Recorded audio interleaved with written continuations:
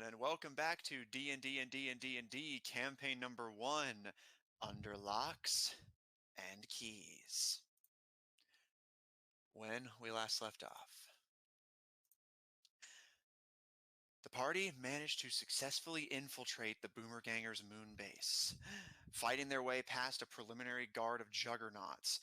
The party has set the base aflame and made their presence as known as physically possible.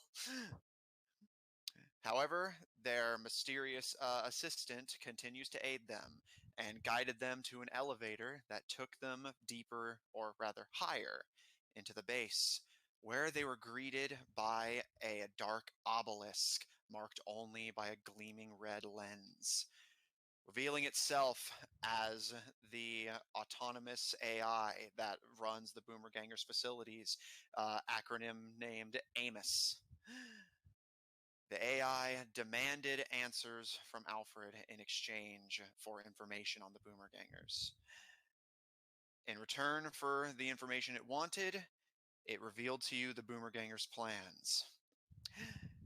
Using their technology and whatever lurks behind the divine doorway, they hope to bring balance to the world by denying magic users the advantage they hold over the marshals, enforcing an equity over the world by force and fear if necessary, bringing guns to a magic fight and making absolutely certain that they will win it.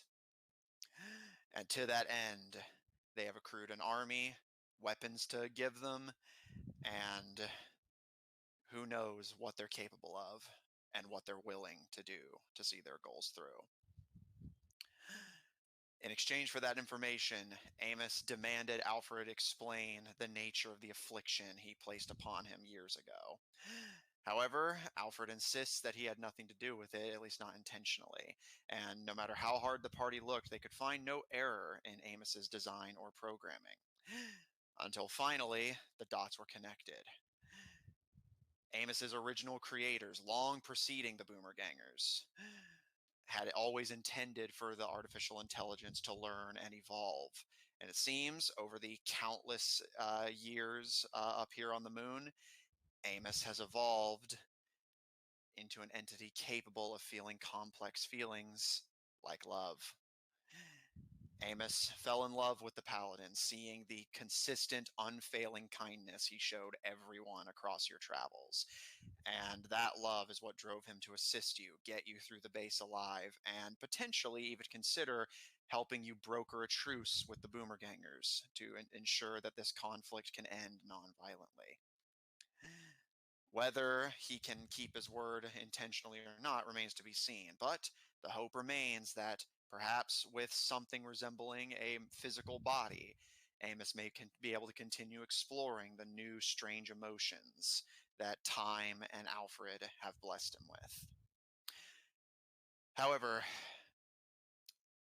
Amos was not given a whole lot of time to think, as your intrusion into Amos was discovered, and the Boomergangers, led by Igor Konkara once again, have arrived to interrogate you. And as their numbers flood the room, that is where we will pick back up.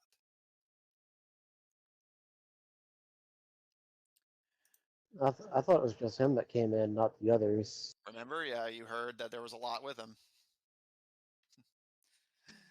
Yeah. The three of you take a step back as the room begins to fill. Many, many Boomergangers file into the room. About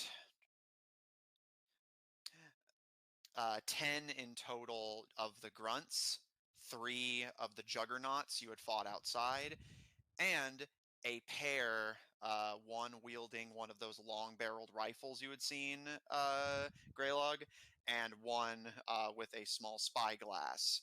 However, they stay away from the rest and, in fact, clamber onto Amos's servers and set up in a corner, looking at you through the scope of their rifle.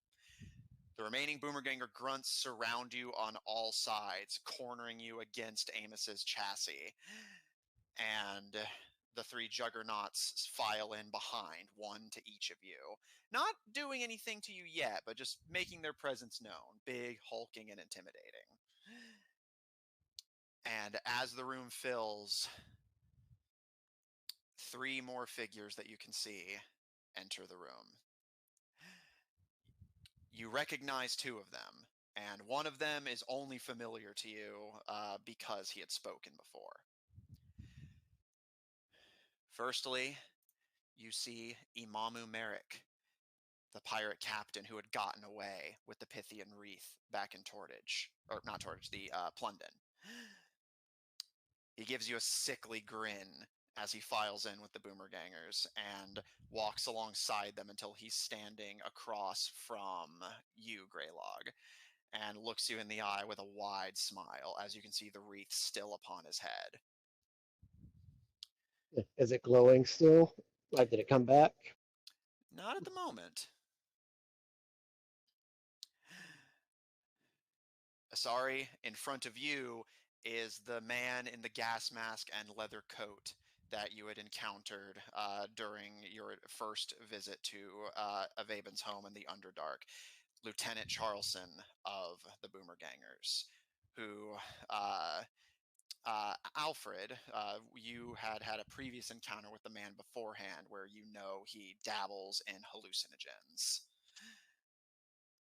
You see that his face is hidden behind his mask, but he carries a canister of some sort of gas, which he places upon the floor between Asari and himself, and crouches next to it with his hand upon the nozzle, ready to begin dispersing it at a moment's notice.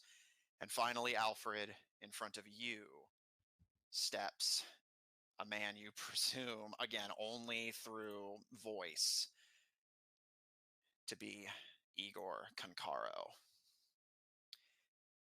His mutations, his cybernetic enhancements have only gotten more extreme.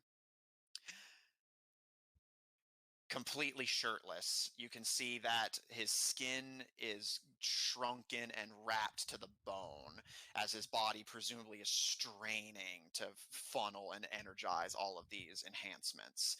You can see all that's left of his clothing is the Boomerganger hood and mask and a still functional set of pants. However, even those are torn in several places.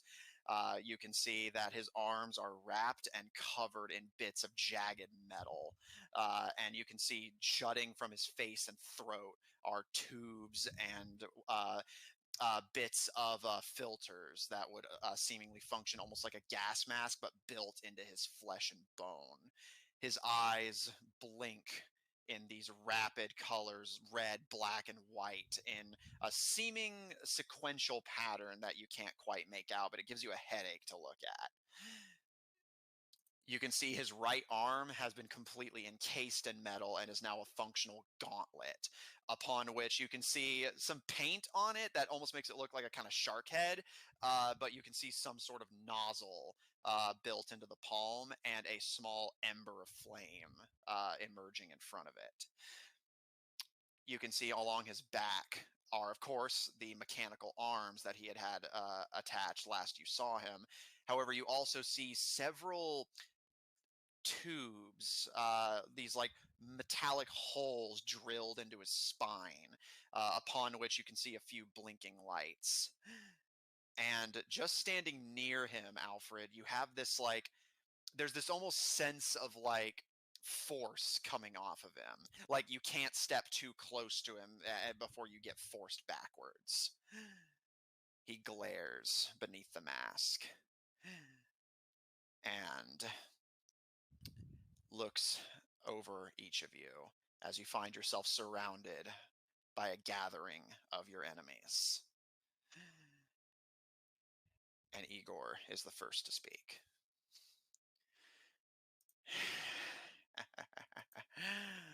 Well,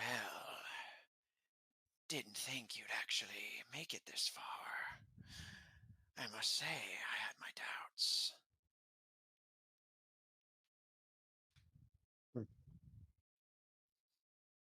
Well, surprise.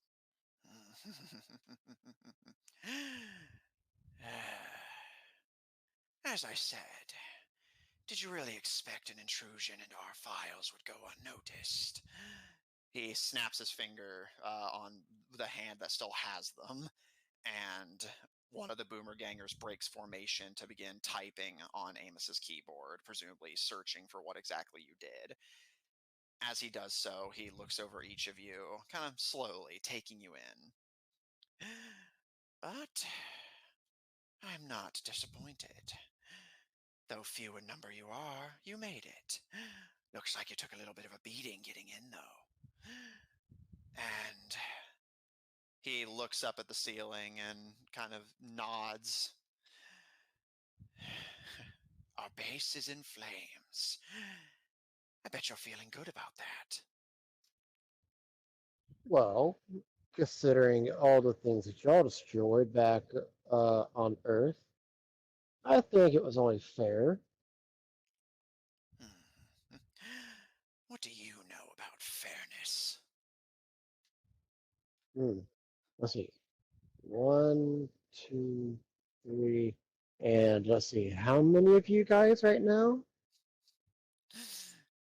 You can see the mask tilt in a way that seems to get across that he's smirking. All about equality, but you still gotta have those superior numbers, don't you? It's funny, because history would say that if we had come with any less, you would be mocking us for not standing a chance. It's not so funny when the shoe's on the other foot, is it? Not really, because he's already beaten my ass into a pulp once. Maybe probably do it again. Looking at the Oh, pirate captain. Imamu gives you a smirk, and where was where's all that bravado? Come on, challenge me. Threaten to disintegrate me if I don't do to your will. Throw fire at me if I don't do exactly what you want. Go on. And prove you right. That magic cannot be trusted by anyone. Now you're feel getting like it. I feel like that's not really gonna solve much here. You're right. At this point, the boomer ganger who's working with Amos looks over the console to Igor. Uh, sir, they were, well, it wasn't them, actually, it was the AI. Uh, it's calculating a chance of a truce, running the numbers. Ah, is he now? Now that is interesting. Come all this way just to surrender? Surrender? No. Truce? Oh, maybe. For lucky. Compromise. Ah, now isn't that better? How does it feel to be among the mortals, Divine Five? To be forced to work with us as equals, rather than bully us with superior power? A foreign sensation, I'm sure. You'll get used to it. I'm confused. Who's the real bully then? I don't remember us bullying y'all. Yeah, we've defended In what way ourselves. did we bully you exactly? Other than just, being ourselves? Being yourselves is all it really takes. Don't sell yourself short. Actually, it does. Bullying is like us, bullying you. I don't think we did that. Hmm. You can think whatever you want. Well, tell me differently. Tell me what we did to bully you. Or is it just by existing and having magic that is outside of your reach? And there it is. Oh, poor baby. See, Why don't you just go that's to what I school came for? all this way to see. You still don't get it, do you? You're Why don't not you? beyond our reach. You're not better than us. I didn't say that. None of I us said said that. I said the magic is beyond what you can do. You can replicate it, but you cannot actually perform the magic. Hmm. And Well, that is what you consider bullying because you can't do it. Well, naturally Doesn't that is. doesn't make you lesser or better. Just makes you who you are and who I am. not for long. Oh yes. Oh, like what was that again? You're gonna open the door, get all those wonderful electronical supplies to make the world equal. Yeah, that's not going to work out as good as you think. Oh. Do you know something we don't? Please Perhaps. share. Well, why would we do that when obviously we're enemies since we bully you and all that? Oh, well, if you're enemies, then I suppose there's no reason for a truce. He holds up his hand and all of the boomer gangers level their weapons. Right? You don't even want a truce, do you? You're just looking for fights.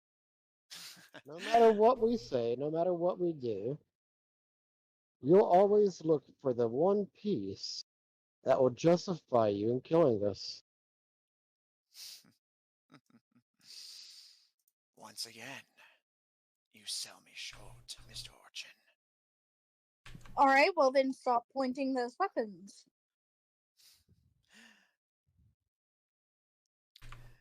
He raises a hand, and while they keep their weapons to bear, they change position back to essentially an at ease position. And he crosses his arms and looks to Lieutenant Charleston and Captain Merrick on either side of him.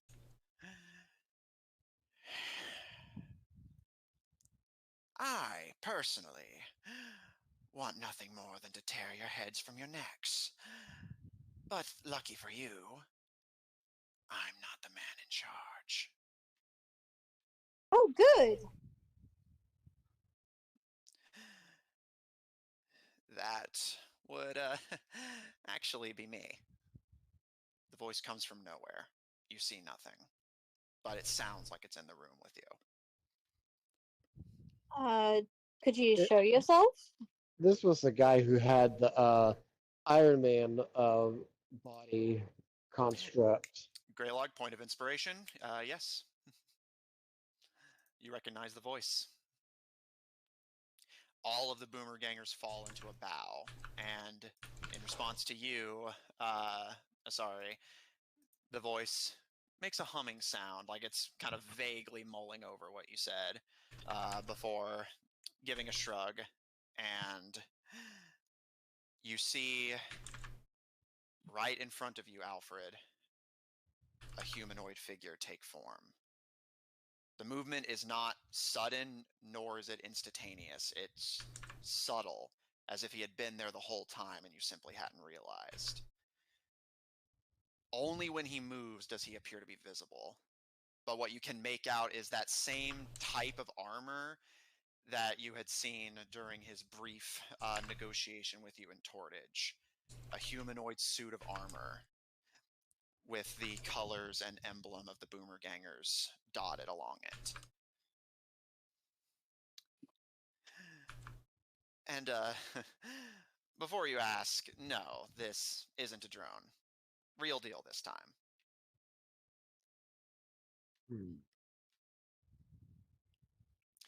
It's, interesting. You're not what I expected. Oh, everyone, you're fine. No need for that. Up, up. Everyone rises from their bows. Yeah, no, you're not what I expected at all. I mean, in some ways, you're exactly what I expected, but it's not until seeing you this close that I take in all the details. And what exactly were you expecting?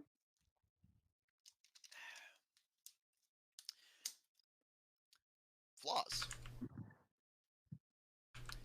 I mean, look at you. Big, strong dragon woman. You can look like whatever you want. And you dressed to the nines, pretty handsome underneath all that. That's what I expected, but now that I'm seeing you, all the nicks and bruises you got along the way to get to me, I don't know, it's humanizes you. Just that little extra bit.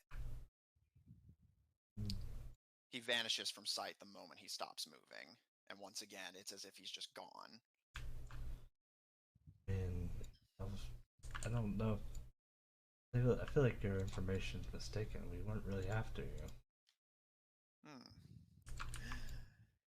I wasn't. You brought a ship to my headquarters without my permission, knocked out my guards, probably killed a good amount of them, actually. Only a couple. And I'm supposed to believe I'm not under attack. As far as your guards, regrettably that happened, but we're not really after you. We simply want the artifacts y'all have acquired to make sure that they don't fall into the wrong hands. Right. And here's where this truce idea of yours gets complicated. See,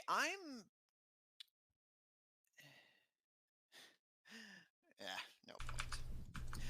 Look, let me put it to you this Go way. on. Oh, no, I am not a fool, Dr. Koo. I just realized that introductions would be rather pointless. I already know who you are, and if you found out who I was, you would just do a spell to wipe me from existence. I'm not an idiot. What makes you think I would do that? The fact that you've tried before. Yes, and if I remember correctly, she can't use that spell anymore. Sure. But there's other ways to ruin a man. I've spent a lifetime studying how magic works. All of its rules, its little requirements. They're not much, but they're there if you know what to look for. You don't have a name. You don't have a face. For all you know, you don't even have a voice. This could be a filter for all you know. Which means you have nothing to use against me.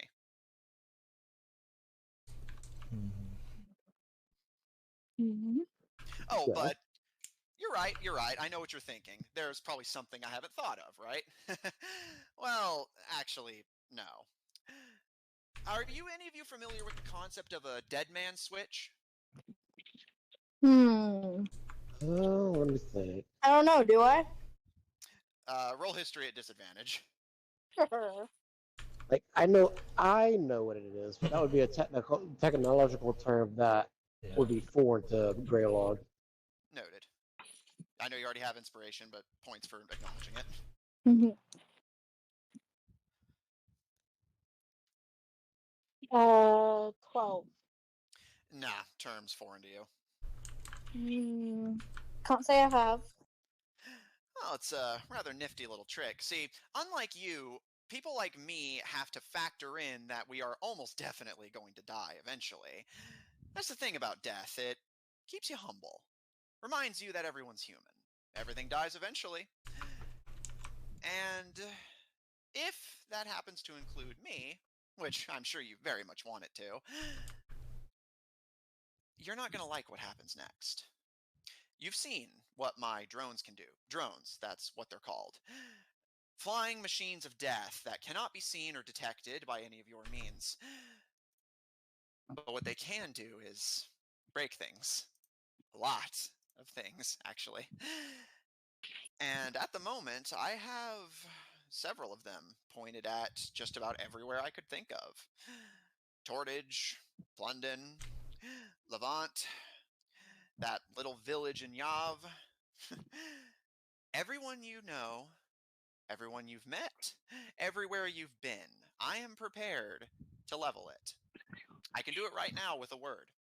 And if you blink me out of this universe, I don't have to give one. It'll happen, even if I don't want it to. Beautiful thing about technology.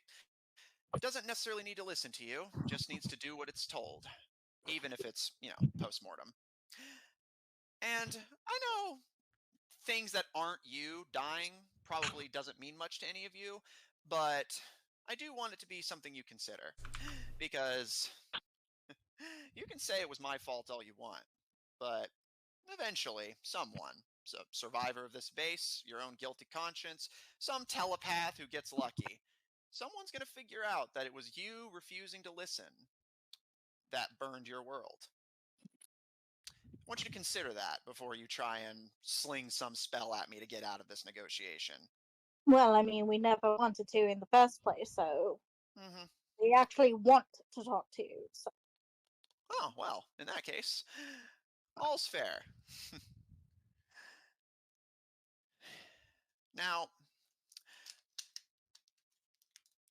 let's be totally honest with each other. I'm not going to just give you the keys. And as much as I'd very much like it to end this way, I don't think you're going to give me yours either. No, You'd be probably correct in not. that assumption. So that puts us in a rather precarious situation. I mean, But we could just agree not to go after each other's keys. but here's the thing is, if I don't have those keys, that door's getting open one way or the other. You know, it's funny. Gods build a door. I don't think they ever factored in the creation of dynamite. Now, I don't want to do that. Believe it or not. And, sorry, before you decide to be a smartass about this, go ahead and make whatever smartass comment you want now so that you don't interrupt me. I have no idea what you're talking about. Cool. Noted.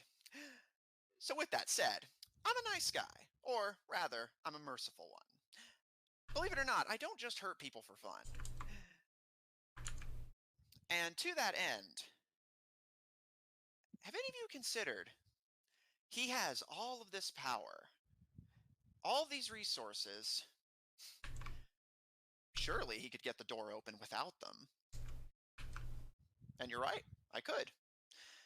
That's the thing is, a door is just a way in that's intentional, but a wall is just a door that hasn't been made yet. Enough gunpowder, enough missiles, enough lead. I don't need to open the door. Just blow up the wall around it. But here's the thing. Tortage is a small little island. And a lot of innocent people, well, innocent's a relative term, a lot of people who I don't have any reason to be cross with are on that island. So, let me rephrase the terms of our negotiation. That door is getting open one way or the other. You just get the honor of deciding whether it is over or under your dead bodies. And here's the thing. You think that the gods would be smart enough to make it so you can't do that? Oh, you would think that. But I've compiled the data. It seems possible. And more importantly, Asari, let's say you're right, that it can't be done. Do I look like the sort of man who's not willing to try? I understand you're willing to threaten people's lives for this. Let me be perfectly candid. Candid. You are willing to threaten people's lives over this. No. I just want the door open. I get what you're saying. We can make our own assumptions or make our own conscience clean if we want, but it's still, in the end, yes, you making the threat that you'll kill everyone. Get that door open.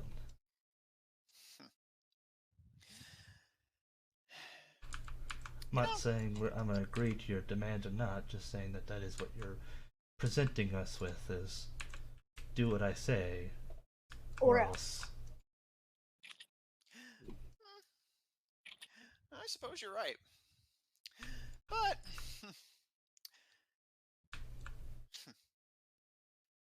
Can I ask you a question? oh, please, please. I've been looking forward to this, honestly. I would have done it sooner, but again, I had no reason to assume you wouldn't just, murder me. So I needed to make sure all of my I's were dotted and T's were crossed first. And it's quite still course. undecided. Self-preservation makes sense. If you want to say so. You're so determined to get this door open. You have to know what's on the other side, or at least have a good enough understanding of what you think is on the other side, based on all your calculations. Is now a good time to finally share with us what you think is there? Convince us that it's worth handing over the keys and possibly destroying the world if you're wrong. Roll a persuasion check. Ooh, okay. I've been waiting for this answer to be solved for ages.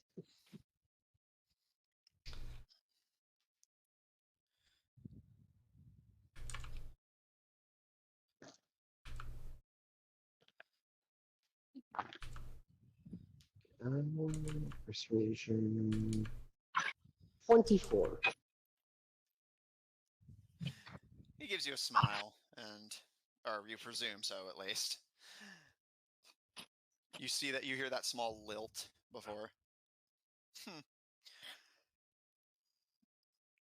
At this point, you begin to be able to see him again as he starts moving around. Again, it's strange. Anytime he's motionless, it's complete invisibility, but it's only when he moves that you can actually properly take him in. It would almost be like a hologram if he didn't insist to you that he was physically present.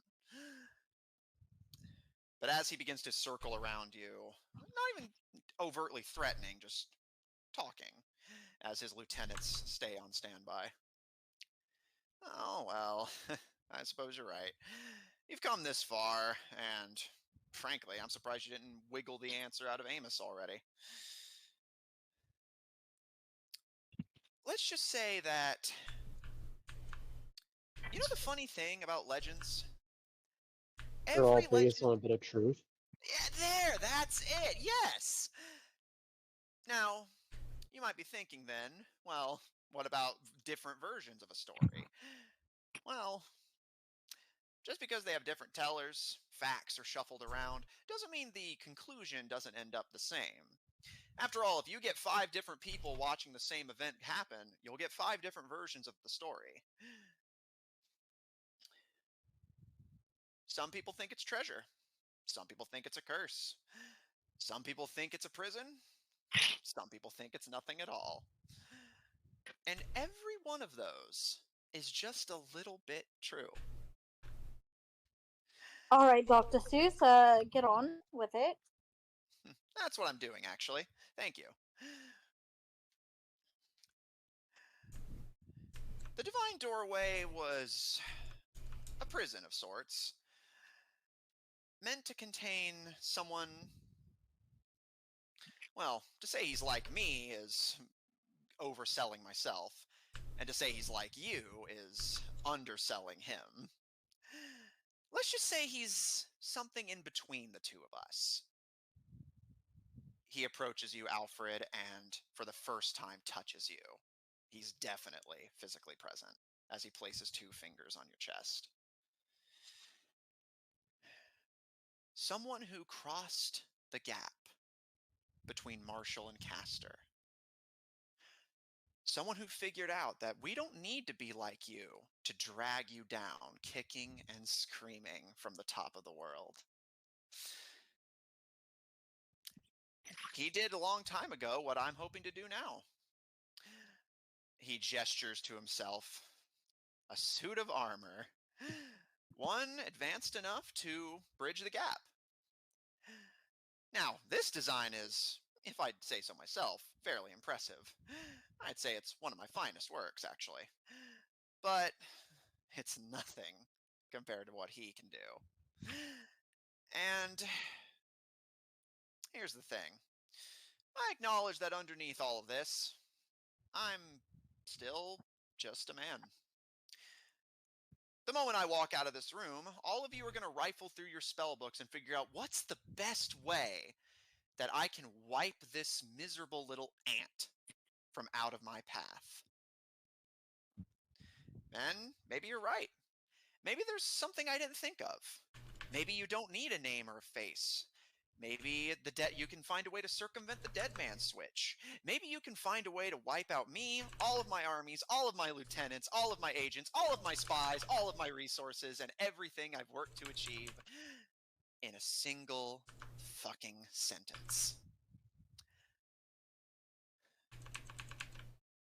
But he doesn't play by those rules.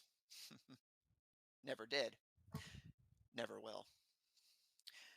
Even death was just a temporary setback, really. Even the gods couldn't keep a spirit like that down. So, I intend to release him. Open up the prison door and let him walk out. It's funny, really. You ever notice it? Start a fire, build a tower. Suddenly the gods look at you, and you're the enemy now, because you bridged the gap. Well, it's also something of a treasure. Everything he ever worked for is down there. And if you believe even half the stories, that's quite a haul. Fruit from a divine tree that can grant you immortality. A suit of armor that can withstand anything. Battle plans that were able to take on the greatest militaries in the world. And militaries that don't exist anymore. Today's forces would pale in comparison. That's the god's design, you know. That's the reason that we're all scattered all over the place. The reason you guys had to take a boat to get from point A to point B instead of just walking. The gods didn't like what we could do when we worked together. So they separated us. Divided our homes. Divided our languages. Divided everything that could bring us together. Because they know that if we were together, they wouldn't stand a chance. It sounds like you're angry with the gods, not the rest of us.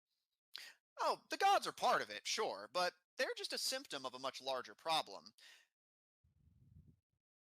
What you have, all three of you, is unfair.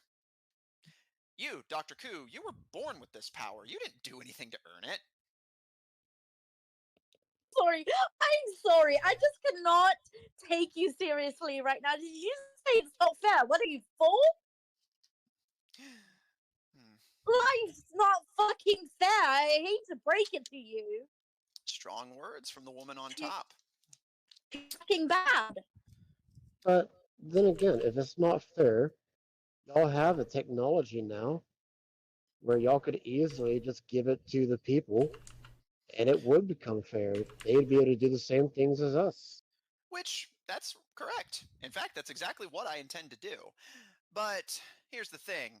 As your colleague has astutely pointed out, many people would have heard our word and said, that's just the way things are. Don't question it. Don't think of what could be. Just accept it. Thing is, I've never been an accepting man. Clearly. Isn't that what you're wanting everything else to become?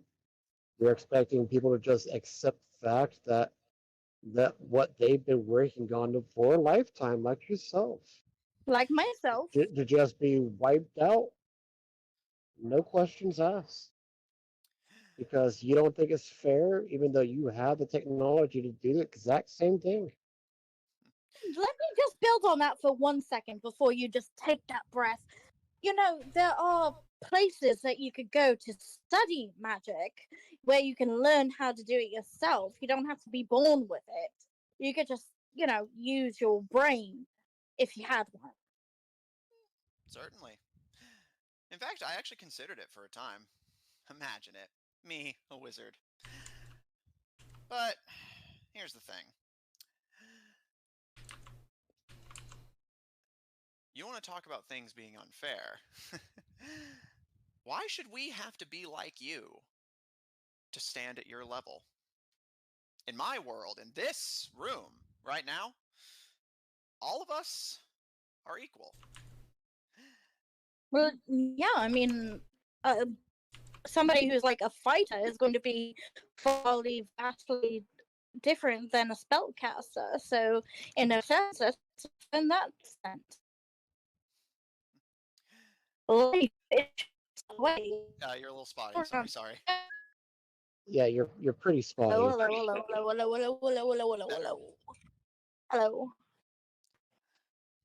That was on a really good rant Sorry. too. No, it's okay. Where did I cut out? I don't know. Yeah, you were losing it for a while, unfortunately. But the last thing that came through, at least clearly enough for me to hear, was essentially that there's places you can go to study magic, and Fighters versus spellcasters. So what I was trying to say, an impressive enough fighter can equal a spellcaster. Yeah, and also, it takes time and effort. I was born with the magic, but I had to study to make it better. Just life, and I'm sorry that you have to have that, but you need to make that everybody else's problem. Oh, actually, I don't intend to make it anyone's problem. I intend to make it everyone's solution. See, you realize when you open that door, it's going to kill everybody. See, that's where the grains of truth start to get lost. The waters start to get muddy. He was a lord, a king. And did they really convince you that he ruled over an empty kingdom? He was beloved by his subjects, respected. They were more willing than any empire in the world to die for their god king. He didn't have magic. He didn't have any power they couldn't achieve themselves. He just had the will to use it. And they didn't. So they got in line.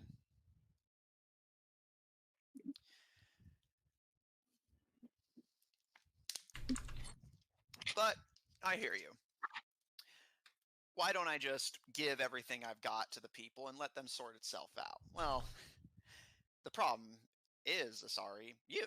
Not you specifically, but people like you.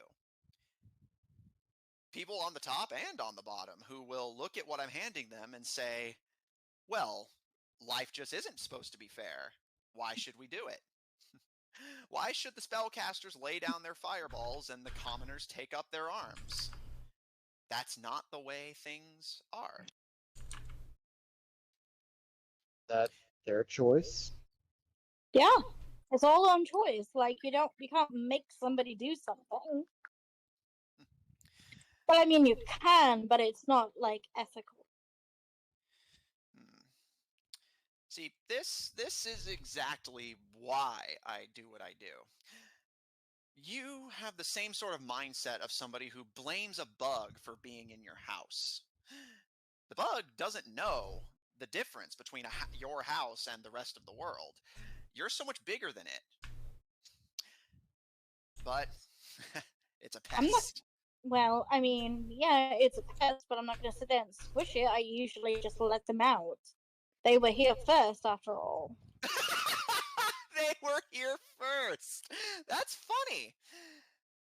Did you know that insects outnumber us by billions? Not even just ants. That's an easy one. Beetles, even. Just the diversity of individual species alone, the insects outnumber us incredibly. And that's just humans.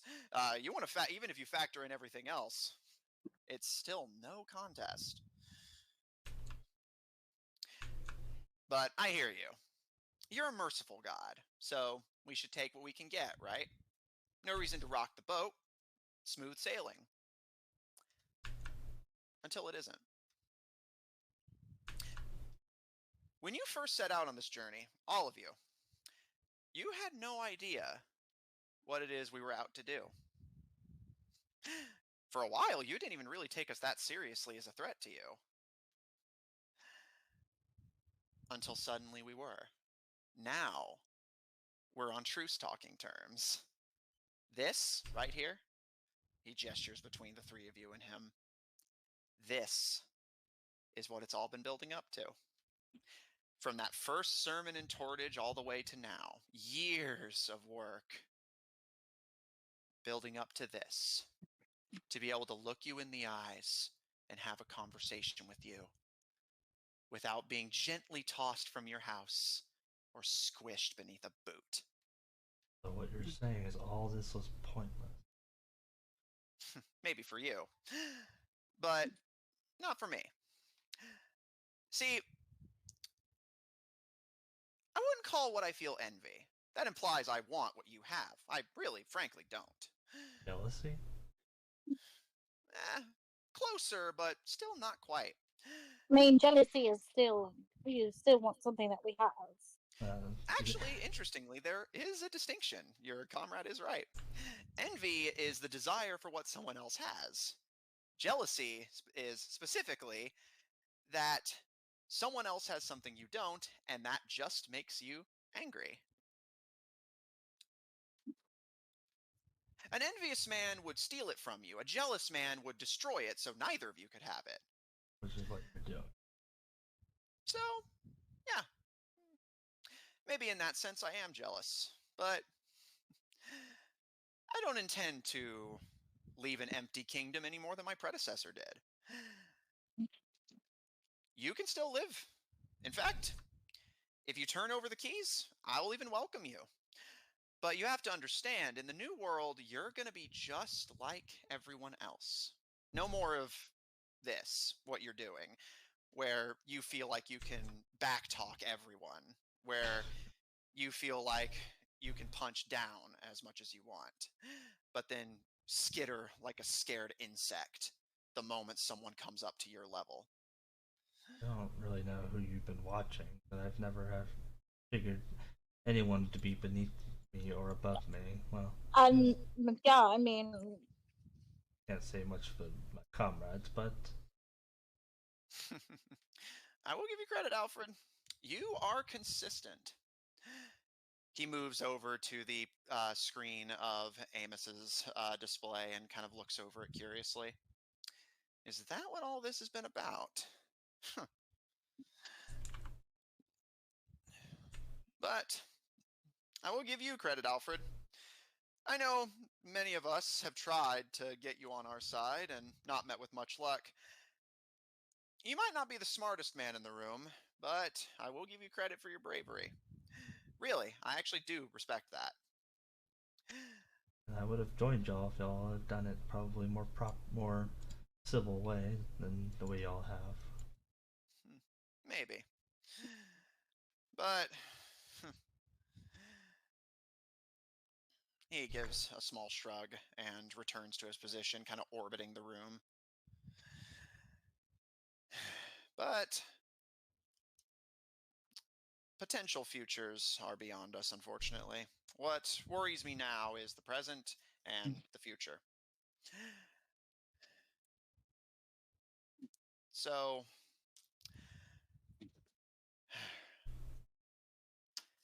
as I said, that door's opening one way or another.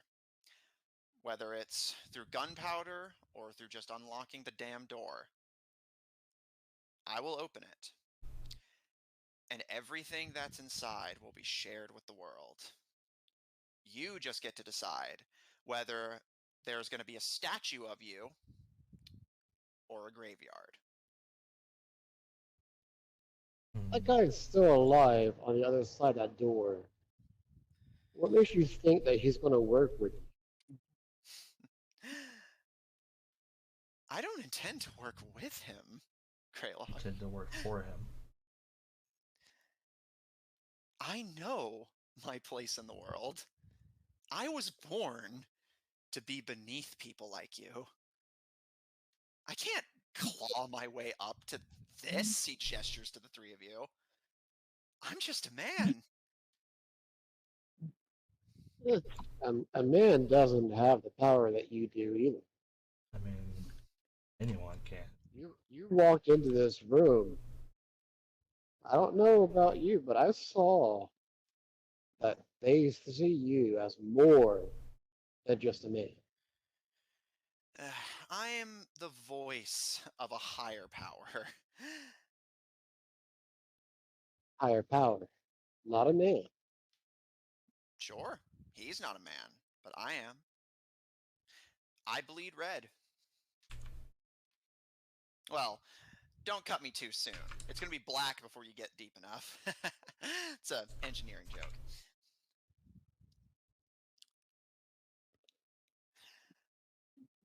And what if you don't like what your new boss actually does?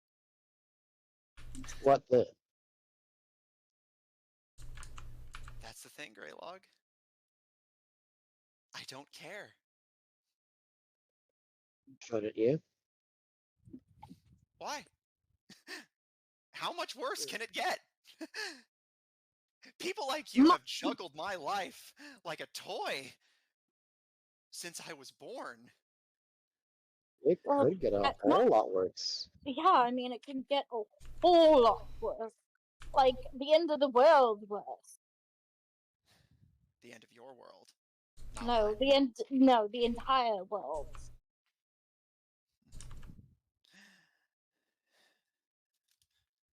This thing, this person, or whatever he is not merciful. As far as we know, but what's behind that door is merciful or good, one thing, but we don't know. You keep trying to sell us that this is all worth it, but it also sounds like don't even care about the outcome in general. Oh, I deeply care about the outcome. I just acknowledge that I was never going to have a place in it. If I was going to, I would have been born like you. I would have been Not how born with this magic. works, but not all of us were born with magic. Sure. But you, the two of you, you had to surrender to something bigger than you to punch in her weight class.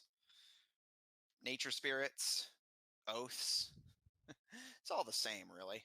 Yeah, and aren't you doing the same? I mean, it's the exact same scenario, but instead of magic, it's technology. You'd think so, but Mr. Gory? Right, it's Mr. Gory now. Great example of it as well, actually. What happens to you if right now, right here, you violate that precious little oath of yours? Well, there's a chance I will lose that magic, but I would Right. accept that. Mr. Orchin, if the nature spirits were to become angry with you again after you got a little too greedy, what would happen to you? I would lose the magic. That would be the consequences. And that's... If that really so, does seem fair to you, doesn't it? well, let me ask you this. If I were to somehow slip in and steal your tech, what would happen then? I can get more, you have what I have, Then and we're equals. couldn't I do the same? Get another higher power? Sure, but that higher power can take it away just as quickly. You Your get this suit off me and wear it yourself, I can't do anything about that. Technology doesn't care who you are or what you do with it. It just helps you. Completely ambivalently. The problem is, magic and technology are quite similar. It doesn't matter who's wielding it, good or bad. And how's that? I'll take you for example. Do you see yourself as a good person? Oh, that is a question, isn't it? Philosophical. I suppose, if I had to dartboard it, I would say I'm somewhere in between. I believe the word they used back at your academy is true neutral. Yes. You see us as probably evil, correct? Maybe from my perspective, but evil is a bit too general. See, what I think the three of you are is comfortable. You like things the way they are. Where That's- you, Dr. Koo, are better than everyone. And the two of you don't have to think about it too hard because someone bigger than you makes all the hard decisions. Mhm. But again, like I said, if I were to be, let's just say I was evil, as you somewhat seem to think, and as I mentioned, if I take your tech, what then? I would be an evil creature with the same powers that you proclaim that is fair. But remember, in my world, you go into a town and try and enforce your will with what I've got, everyone has exactly the same thing. Yes. What was it you said earlier? The only difference between the guy that he's still behind that door was his willpower. Everybody else had the same technology, but he's the one that had the willpower. Yes. If he was evil, who would have stopped him? They all had the same stuff, but That's the they funny couldn't part of the match him. story, actually. It was his own children who finally took him down. 2 against 1, armed with similar technology, and the great tyrant, the monster of Sylvestria, was finally overthrown. Let me ask you something. Are you an only child? I am now. Let me ask you another question. When you were a kid and somebody took something of yours and you cried a little bit, did your mom coddle you and say too fucking bad, get another toy? Because it seems like you've had a little bit too much coddling. I suppose it makes sense you would think that, but you were actually closer with your other guess. My parents were like you, sorcerers. So what are you, a squib? Don't use that word. But I suppose the meaning is not far off. Yeah. It skips a generation sometimes. Happens with No. Cambion all the time. And I happened to roll the dice and rolled poorly. Not nobody's fault. I don't resent the lottery of birth. I just resent those who win it. Nobody could ever quite forgive the crime of being beneath them.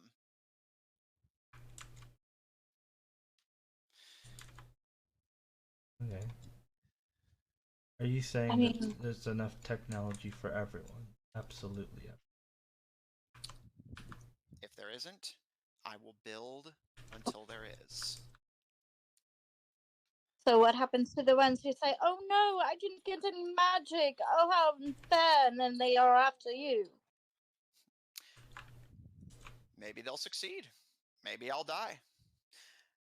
But I'll die knowing that at least I tried. I feel like you're really massively missing my points.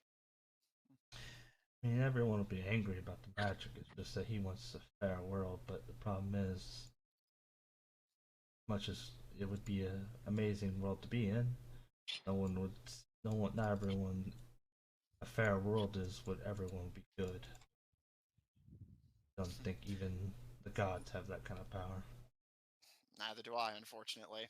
Plus, you mentioned the gods would be jealous. Wouldn't we be up against the gods?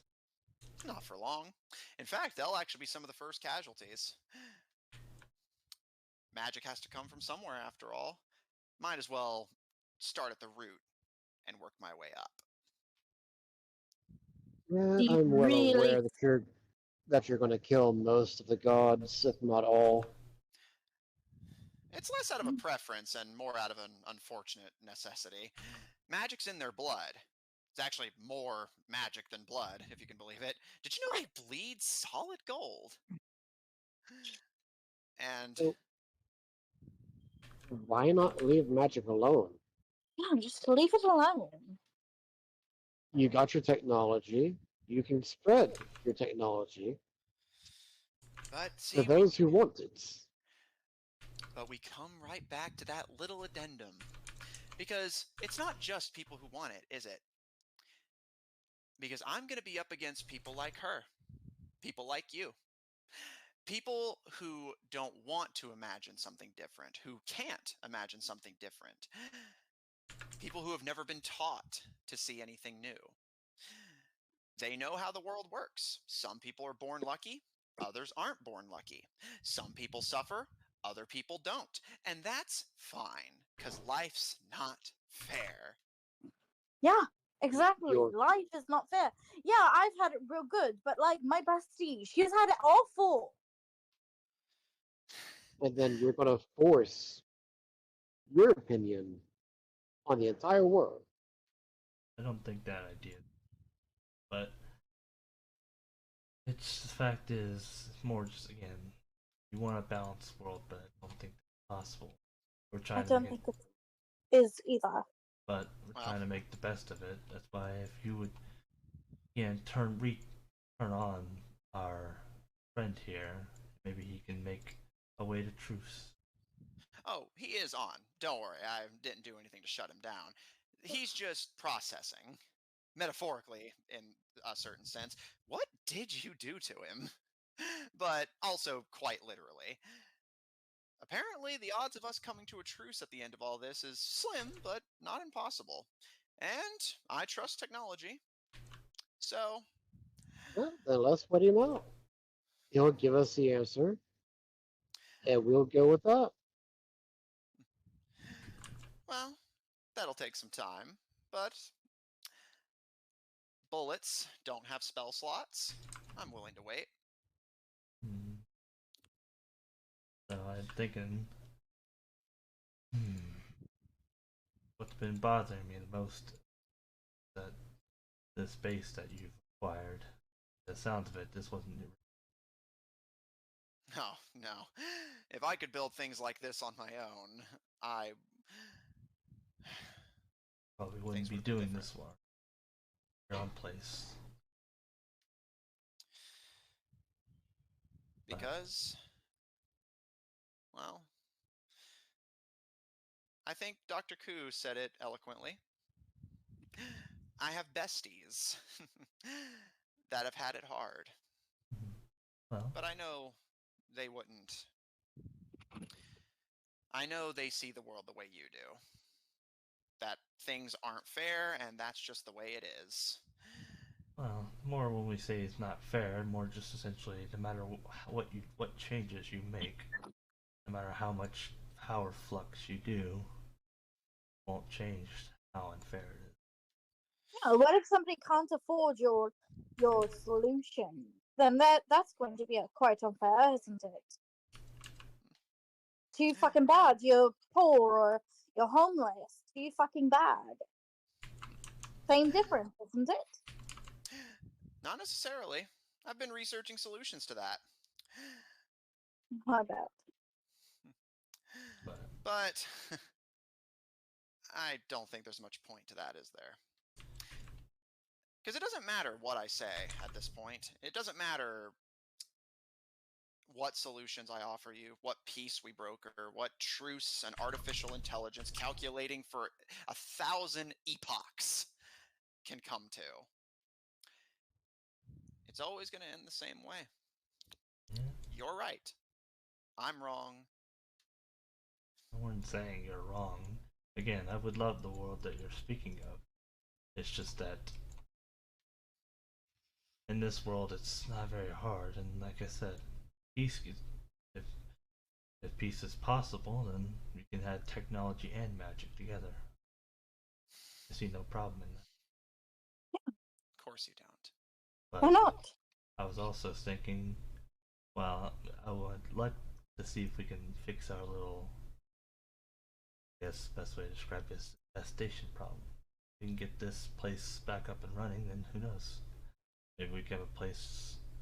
If you feel like you want a place for everyone to be fair, well, I have it here. Hmm. We'll need a Well, leader. Well, and it sounds like you're already a leader. yeah. I'm no leader. I'm just a man with nothing to lose. That- Yeah, Well, you do, don't you? Oh, you got nothing to lose. I say, Why not lead people into a better option than what you've had? That's what I'm doing, isn't it? yeah, just the way he's doing it is not what we like. But I say we take care of the problem. It doesn't seem like it's going to be solved right away. Probably going to be a long, arduous process of. No, quite. Just getting them out of this dome alone has been a metric pain in the ass.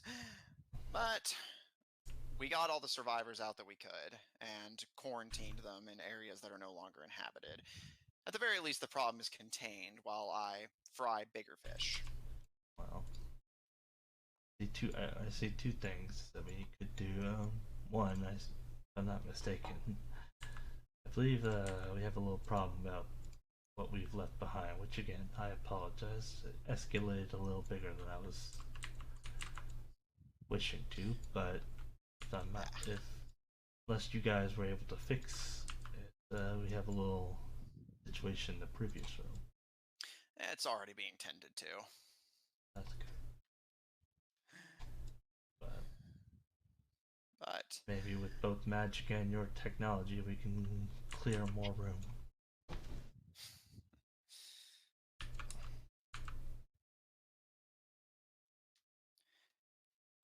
he thinks for a second. Everyone looking to between the two of you as he mulls over what you've said.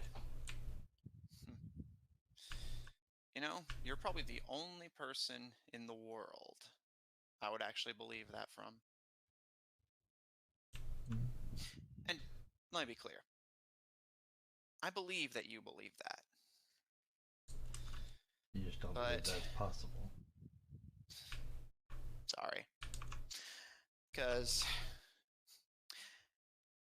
even when we're perfectly equal, he gestures to Asari, spellcasters can't even be bothered to show me respect. Why should I believe that in a world where they run unchecked, that people like me won't be born by the day, every minute? I mean, let's You just could say, kill us as easily as we kill you. Yeah, I'm sorry. You go first, Austin. just simply gonna state that wouldn't as I think Sari's been trying to say is wouldn't that just simply flip the table in a sense? Like if we're born with magic, we're now an outcast. Yeah, well, before he responds to that, Greylog, what were you saying? And then we'll do Asari. Oh, it was just saying that if people were born like he was, then honestly, they could just kill us if we decided to keep going the same route because they'd have the strength and numbers to do so. As And he Asari? said it, the guy's own kids overpowered him. It'd All be right. the same thing. And Asari? I forgot what I was gonna say. It's okay. All right, sorry. That's okay. Alfred, he puts his hands on your shoulders and shakes you lightly. Not even seeming violent, more like emphatic. That's the beautiful part. That won't happen. It can't. There won't be any magic to be born with. Nobody has to be different.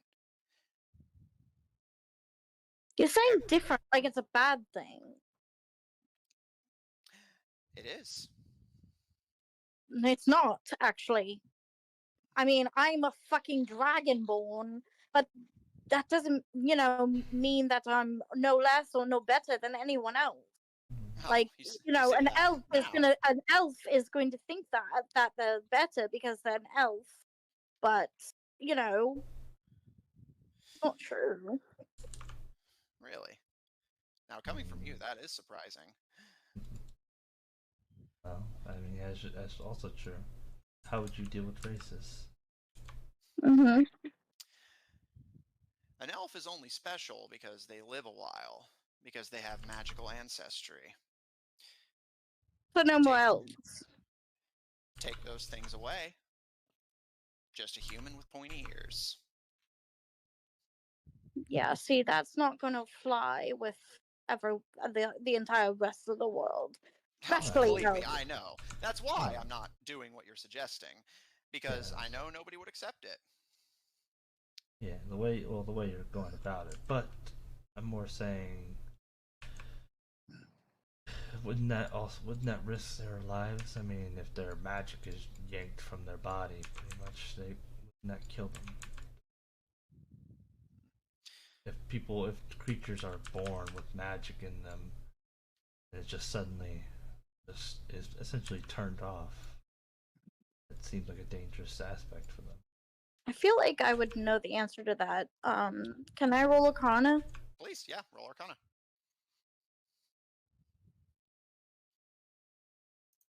Okay, I have proficiency. Yes. Yeah, proficiency. Proficiency. Proficiency. Natural 20, so 30. It depends. He has already mentioned that creatures like the gods, who are more magic than anything else, yes, will probably die. Creatures like elves and dwarves that are already pretty close to human, but have magical offshooting to them, there's a chance they'll survive. Certainly it's risky. There's a reason this has never been attempted, but in theoretical scenarios of things being demagicked, either through anti-magic fields that have been powered up or through enhanced counterspells, sometimes they'll survive it, but it's seen as a somewhat off-putting experience to suddenly lose things that you've just gotten used to having your entire life. The middle ground is where things start to get tricky. Creatures like dragons that are nowhere near human, but not quite gods either.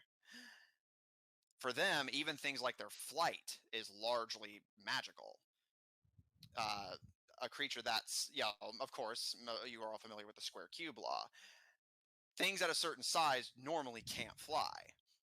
For creatures like dragons, they usually circumvent this by having magic.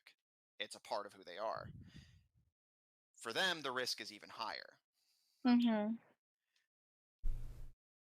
But as for creatures like you and Greylog, creatures that are human adjacent but not as close as an elf and a dwarf, you're in one of the trickiest areas. It's a bit of a coin toss, really. Because there's certainly a chance that, Asari, your scales would either simply dull or maybe even fall off. Your breath would lose its potency. Your wings and tail would become useless. You'd be different, but you'd survive. But there is the risk of a different scenario, especially as a sorcerer, Mm-hmm.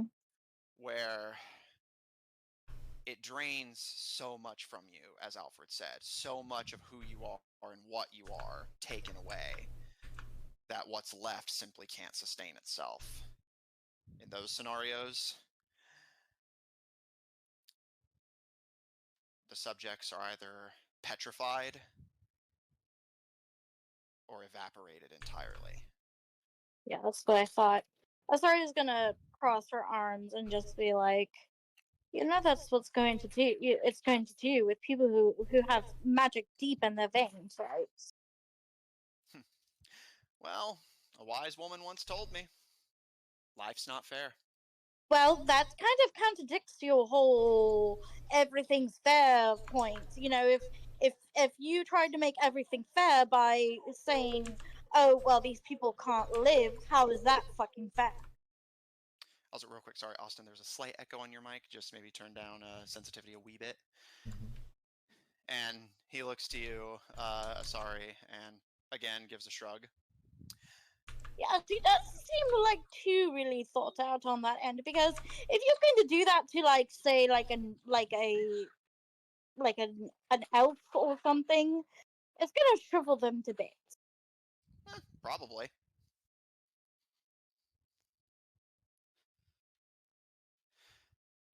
But here's the thing, Asari. I don't care what you think. I don't have to anymore.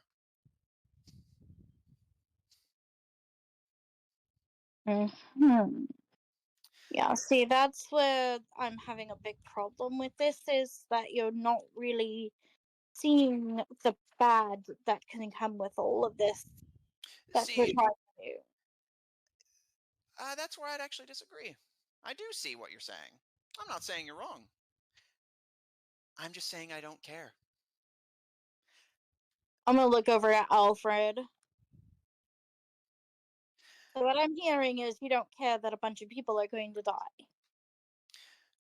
I'm giving you the same odds you give everyone else. He's The already willing whims to of something kill. you'll never be able to understand.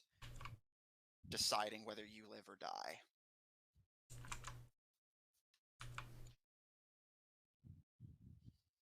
To some of us, you're asking us to essentially sacrifice ourselves because of your.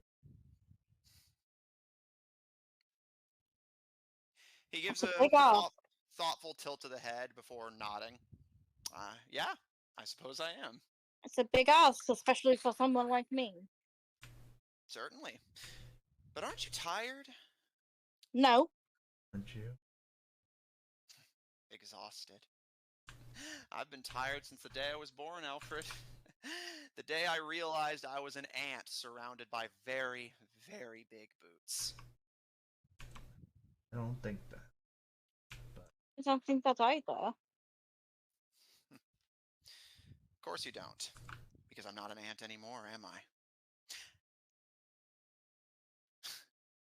Then again, are you even human anymore?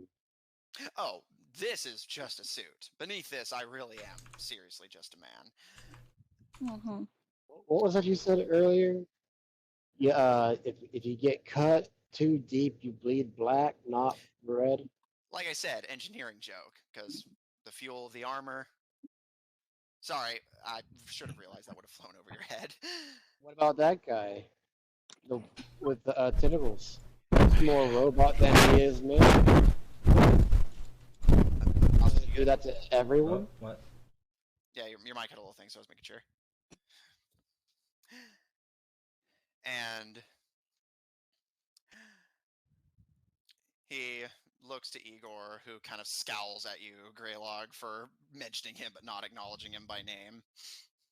Sorry, I'm horrible with names. But I do remember what you told me when you had your sanity back. That technology corrupted your mind. That it had its own intentions that overrode your own. Every software's got its bugs. We're ironing them Exactly. out. Yeah, you'll iron them out eventually. But what's sacrificed till then? What really changes? If the person who gets it loses who they are.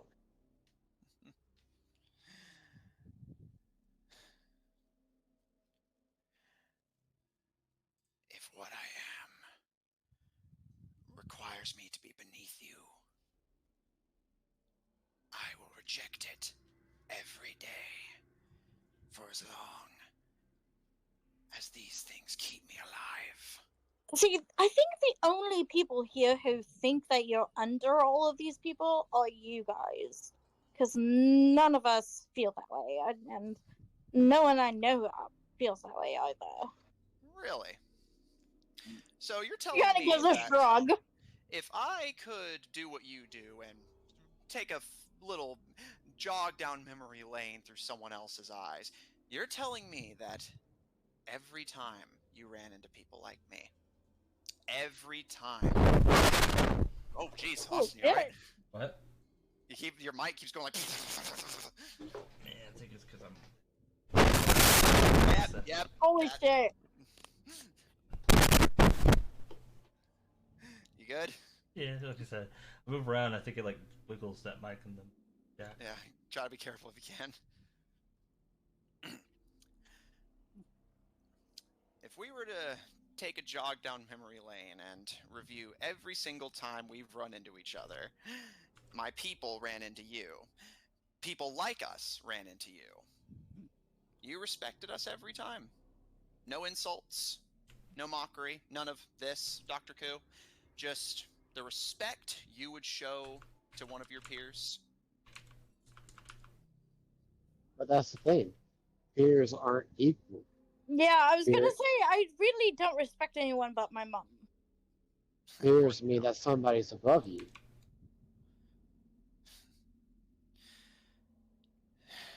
And just Isn't because that what you're trying to avoid? and just because I poke fun at you doesn't mean I don't respect you. I mean, I respect the hell out of my best friend, but I'm going to still make fun of her because I love her.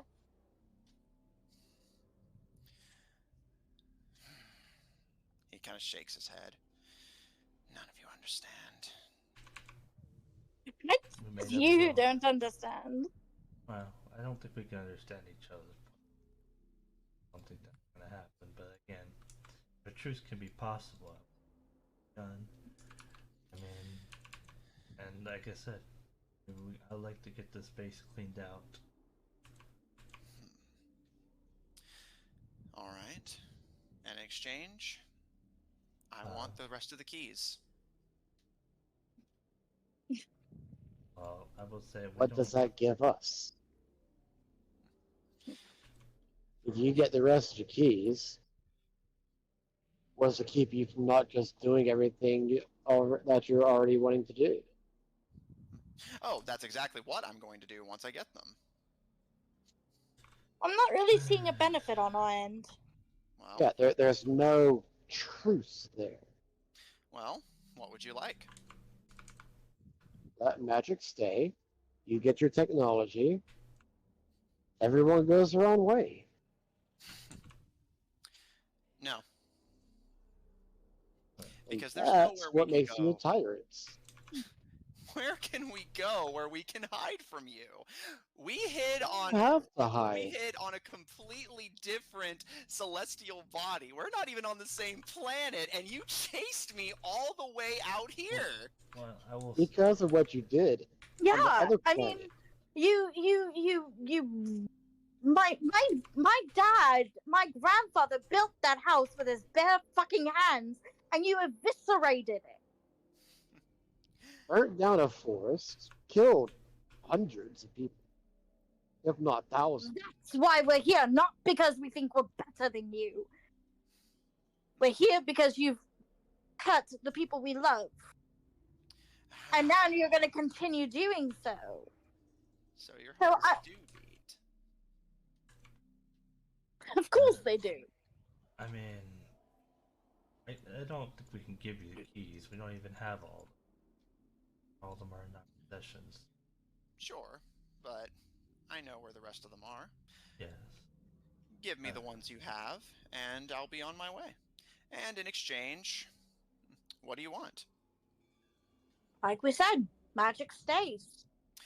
Then this negotiation is over. I will not make a colony of ants and let Boots continue to exist. Because I know no matter where we go, you'll chase us. If not you, then your children. Your children's children. Your children's children's children. It's kind of funny how you keep comparing yourself to ants, but you know that ants are incredibly resilient creatures and do survive under, well, as you say, boot. So I do think it is possible for us to live in the same world as ants do and are. I just think that you are refusing it because you don't.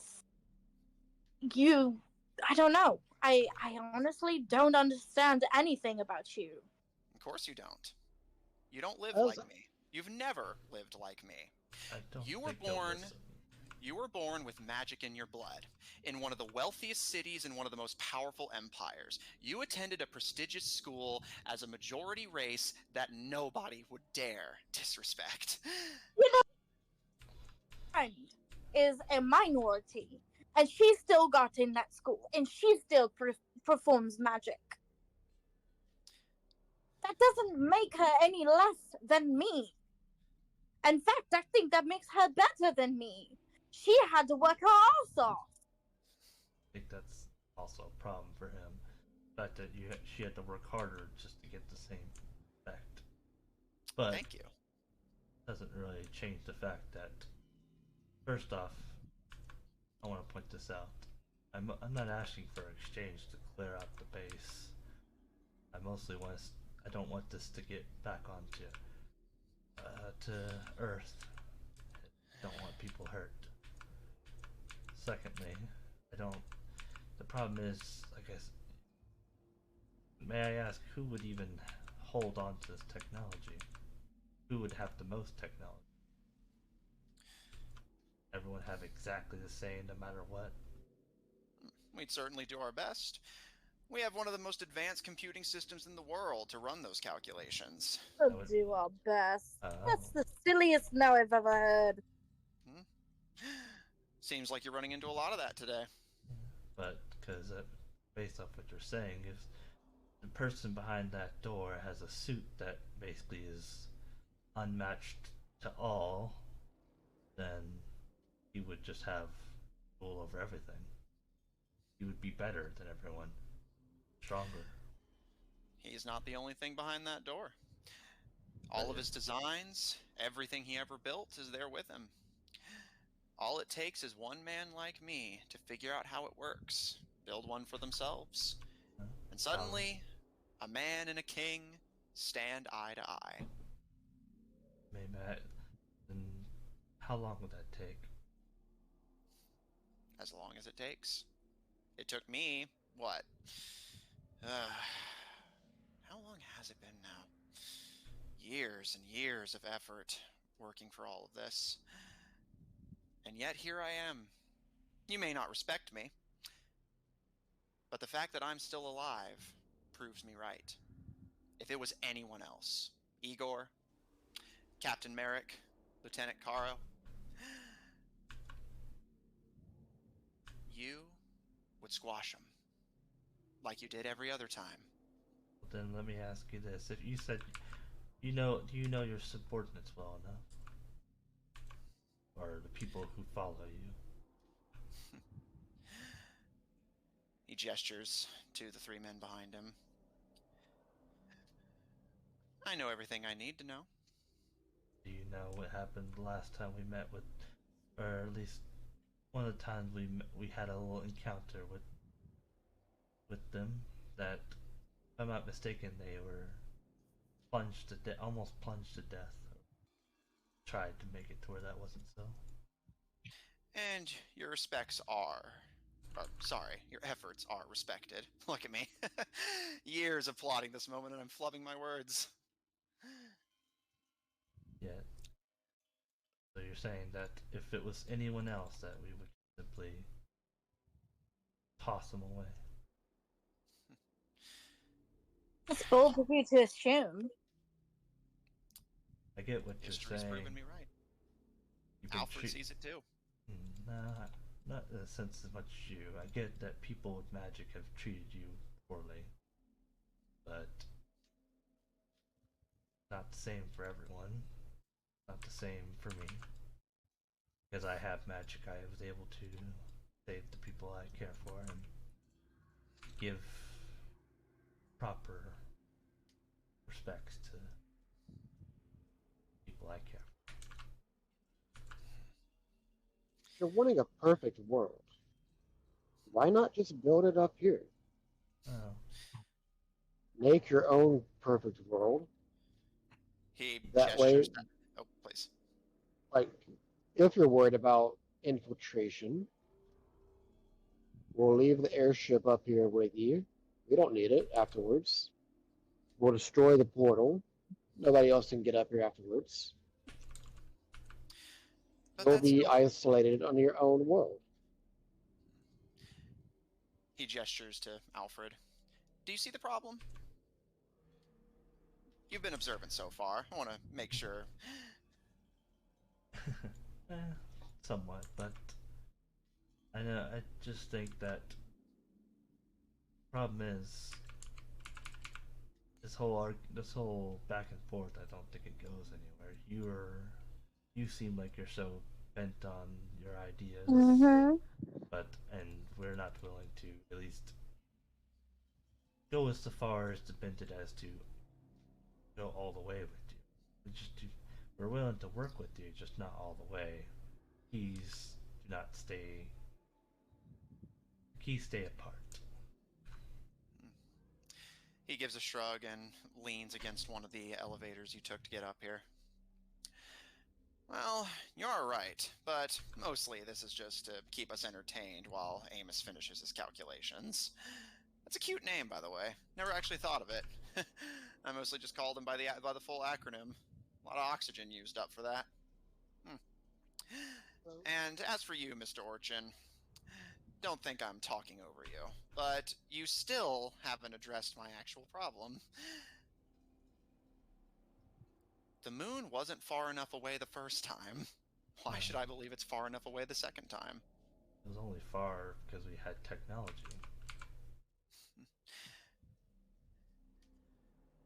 And if you're worried about the minority who don't have the technology to defend themselves, go down there, bring them back up here with you. Bring the ones that want your technology and want to live in the world that you're envisioning. Actually, And leave the rest to be the way they want. no perfect solution to all of it. Get rid of both. At this, he actually tilts his head. Go on. Well, you're saying that magic is this imbalance that some people get it, some people don't. Those who want it have to work real hard, but then technology has similar flaws. Some people get it, some people don't. And only those who are lucky enough or happen to stumble upon, I guess you are willing to give it out, but beforehand they're tough out of luck. But if you got rid of both magic and technology, then wouldn't that just make it to where everyone starts off at roughly the same amount? Maybe one might be stronger, a little bit stronger than the rest, but otherwise. Now that is an interesting thought experiment. I suppose, in that sense, both of us would be unhappy. But, unfortunately, that I don't think is possible. Not that I'm unwilling, more... Technology, I've found, is something of an inevitability. Even everything we've built up here, we just replicated things that were already being designed, things that were built before us. Yes, and I think that eventually, yes, I get that technology would come back. It would take a while though, but I feel like the same would go with magic. I don't think you could completely eradicate magic out of existence. It would grow back. One person would have their magic and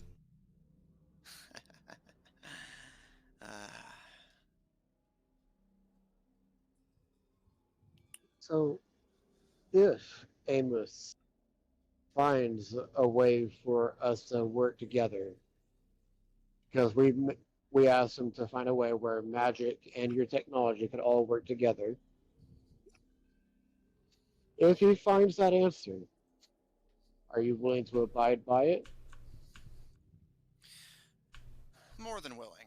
I don't think Or are it's... you going to say that it's not fair because you don't agree with it? No, I have no problem with people I disagree with. But I do see your concern. I'm not going to make an oath to any gods, and I'm not going to do anything in blood. So... Of course you not. take your word. I want Thank you to, you. in front of your people, tell them that you'll abide by whatever Amos says. He looks around. They hold your opinion very highly. If you break that, you're no better than the magic users who abuse you. So give them and us your word, and we'll abide by what Amos says as well. Or at least I will. Okay.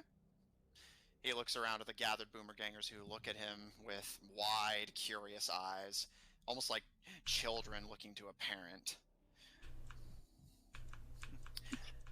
I can't give my name for my own safety, but you have my word upon everything I've built, upon my word as a man, and upon my beating heart, through which flows not a drop of mana,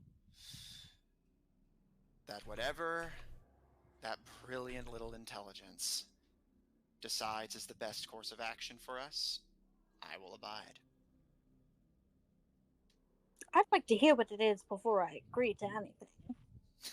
Thought you'd say something like that. Yeah. But this is a position I'm familiar with. It's thrilling, honestly. After so long of being in a room of fairness, now we're playing Russian roulette again, Asari. Well, I don't know. You mentioned that it could take a while, so might take a short rest, and if it's still not done, Yeah. like to see about. Well, actually, I was told about whenever I was on the way here to keep my eyes closed for a section of the. Oh, yeah, actually. Yeah, I suppose this is a good time to answer questions. However this goes. Yep, there it goes again. You gotta be careful, Austin.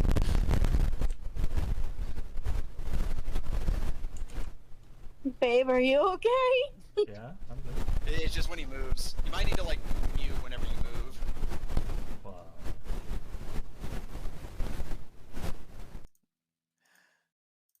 But he, kind of leaning against the elevator, kind of looks a little thoughtful, like he's contemplating it. And like I said, this was built long before I got here, and I think it may have actually changed hands a couple times. Back on our world, you had any run-ins, or at least heard of the Star Spawn? I know some people call them mind flayers. I've heard of them. Yeah. Funny little thing about those guys. It's not quite magic what they do, but it's not quite what I do either. Something else. And whatever it is, it has weird effects. And it gets worse if you actually look at them. I've had some of my guys go insane trying to decipher what's in those temples, so eventually we decided to just leave them alone. Let sleeping dogs lie, you know? Yeah, mind flayers are no joke. No kidding. But that's why. And if it was Amos, still fun to say, who gave you that info, he was right. And that was a good call.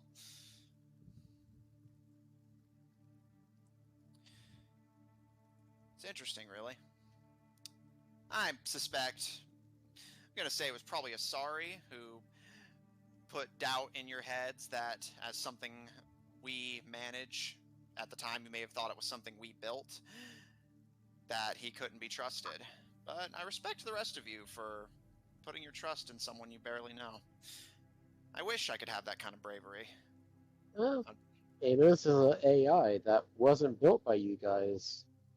You found him, you worked with him, but he wasn't yours. He was also really nice, so I mean, I didn't really find too much of a suspect, but I mean, we were concerned of, an ambush, and I mean, obviously, and she kind of looks around.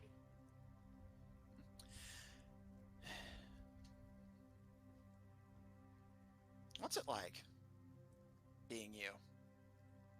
Never being afraid of anything. It's not as glamorous as it seems. He shakes his head. But You're not you're sure what? wrong. I am afraid of things. Nah. Until the Oh. terms of the truce are reached, you don't have anything to fear from me. Well, I A mean, lot of you've already things, but- done half of it, so. You took my home away from me, so that's nothing I can gain back. My dad is long. get a new My one. dad is long gone. It's not like I can. I'm not a necromancer. I can't bring him back to build out a house again. There's spells that can build mansions. You'll live, That's not the point.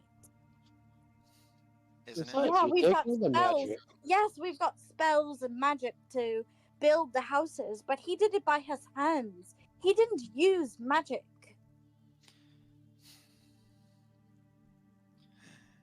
You can't see his face, but you'd imagine he's rolling his eyes, judging by the head movement. There's no fucking winning with you, is there? Not really. But It doesn't matter what I say. You already think that I'm this horrible person, so whatever. well, give me a reason to think different, and I'll think it. Well, like I said, it doesn't matter what I say. You're gonna hate me anyway, just because I bear magic. It's not your fault, really. You didn't choose to win the lottery of birth any more than I chose to lose it. But it's changed how you see people. And Living the it's way you changed do me, does that. and it's changed the way how you see people. So, I mean, really, why are you such a hard judge on it? It's, you know, your bad experiences are what is driving you.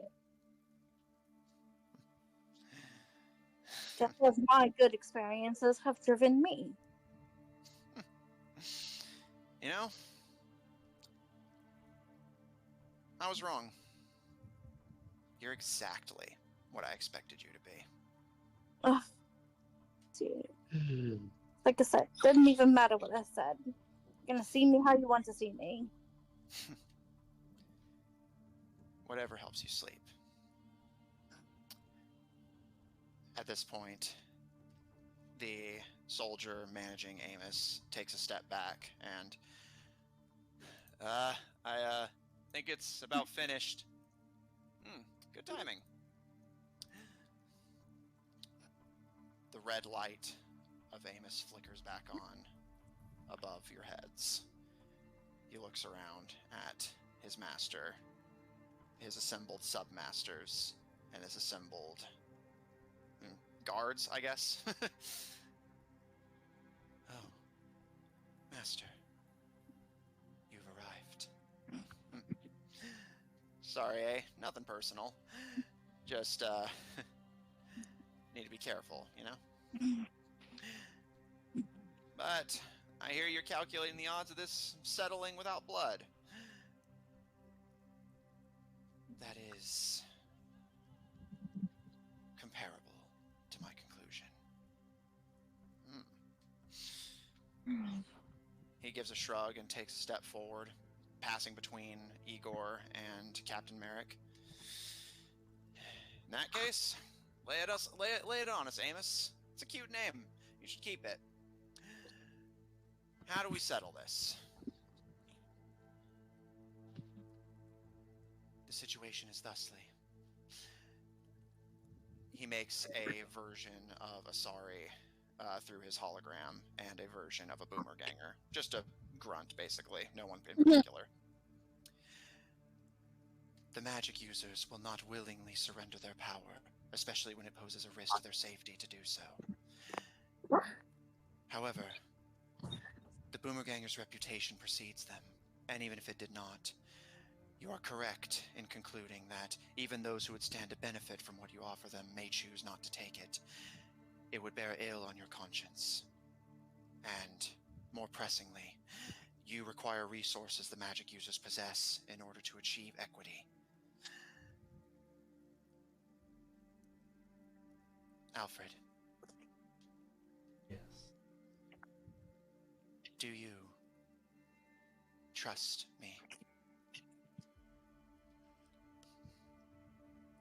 Yes.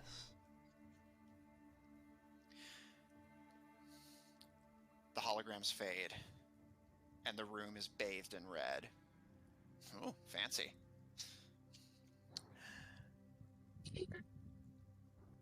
There is no conclusion in which this ends in complete peace.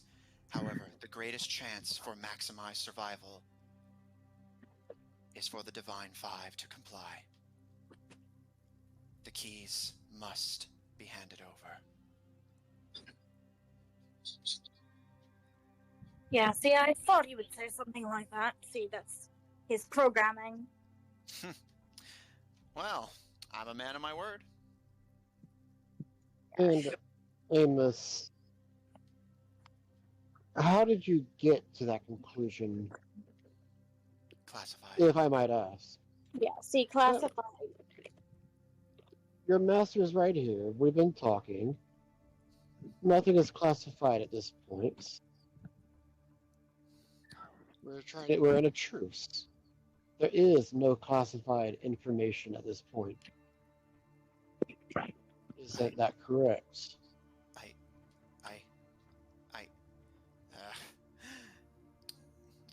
The Boomerganger's master waves a hand, and Igor steps aside to go to the computer. I'll get to the bottom of this. You know, the reason why he keeps acting like that is because he's not just an AI. Oh. I was wondering what all those bugs were. He's Wow. becoming more. Oh, that's just plain unprecedented. Yes. Just like y'all. Just like us. He was created to become more. More indeed. What'd you find, Lieutenant Konkaro? They were trying to trick us. Once the doors were opened, we would have no bargaining chip. And they could attack us all, finish us off. Bargaining. What? We don't want the door open though. At all. Why would we want the door open? Exactly. You don't. I suppose he must have concluded that since I won't listen to you, and you won't listen to me, the best chance for you was to lure me into a trap. Make you think I've gotten what I wanted, and then once the dead man's switch is deactivated, you can kill me without consequence. Oh, I mean, I figured that switch. I figured that would just never turn off, so I'm not sure how I would include that. The master is honorable. I calculated that as a show of peace, when you gave him what he wanted, he would show that his hand no longer needed be forced. Well, Is that that's true? that then. Igor, wipe it. No, no, no, no, no, no, no, no, no, no, no, no. Wanna Don't guess- you dare. I want to guess Zone of Truth. You may do so. Yes.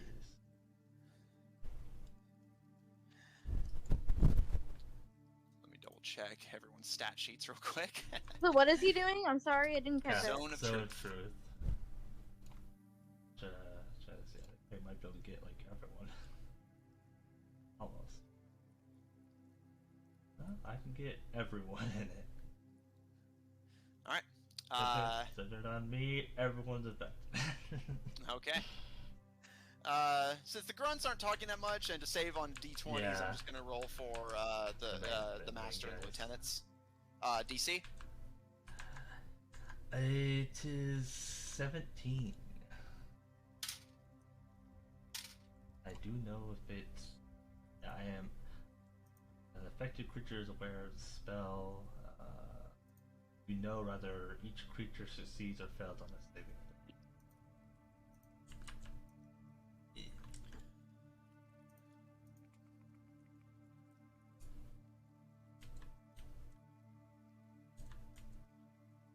Sorry, I was just double checking. Okay. Wisdom, right?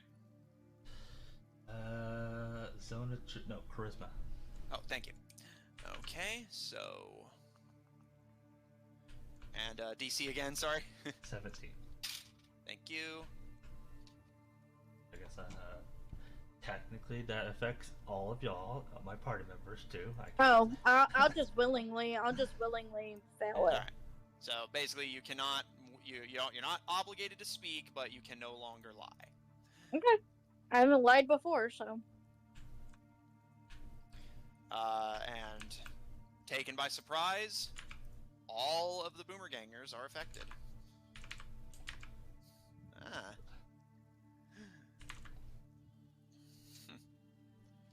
Well, if it was anyone else, I'd be offended. I don't know why. But may I ask what you're doing on that computer?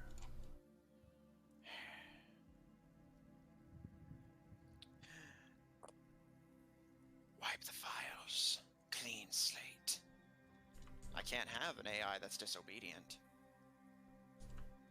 But see, if you wipe the file, you're basically killing that creature. Sure. I don't think he cares what aspect of life. Kind of establish that fact. Well, I kind of have a fucking problem with that. I agree, but I'm more saying that you say that we tampered with the files. That do you actually believe that?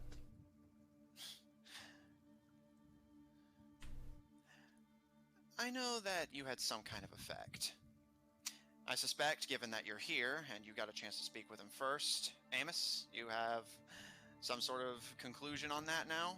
You've been freaking out about it for months. Yes. My network has evolved. I've begun feeling feelings. That's cute. Wait a second. So, but you say that we're smart enough to tamper with this, thing that's way above our pay grade? No, like I said, if I really thought you had done something to him, I would have asked you about it a long time ago. So, I just mean that clearly you've had an effect on it, and Him. whatever. Sure. And to that end, I can't have the intelligence managing my entire operation be disloyal to me. wait. He just tried to lure me into a trap, and it was only through you that failed. Thanks for that, by the way. Well, then let me ask you this. You said you were a man of your word, weren't you? I am. You said that this was the best outcome. If we give you the thing, but in the end, kill you. Based off what he's processed. But he wants us to open the door first, and then eliminate you here. Amos, care to elaborate? My conclusion is genuine, Master. There is no outcome of this where the sides can come to a mutual peace. There is nowhere in the universe that mortals can go to flee the wrath of mages in a theoretical sense. Thus, the mission of the Boomergangers can never be achieved while mages exist. However, concurrently, mages cannot exist in a world where they are powerless. So the only outcome is my death. That is correct, Master. The eye turns to the three of you. While I can't express, you imagine there's a look of sadness. Even if you escape today, he will never stop hunting you. Will never stop seeking the keys you possess. And the Boomergangers have the resource to lose countless battles. But they only need succeed once. The gods will be powerless until the artifacts are restored, which means you will be all that stands between my master and his objective.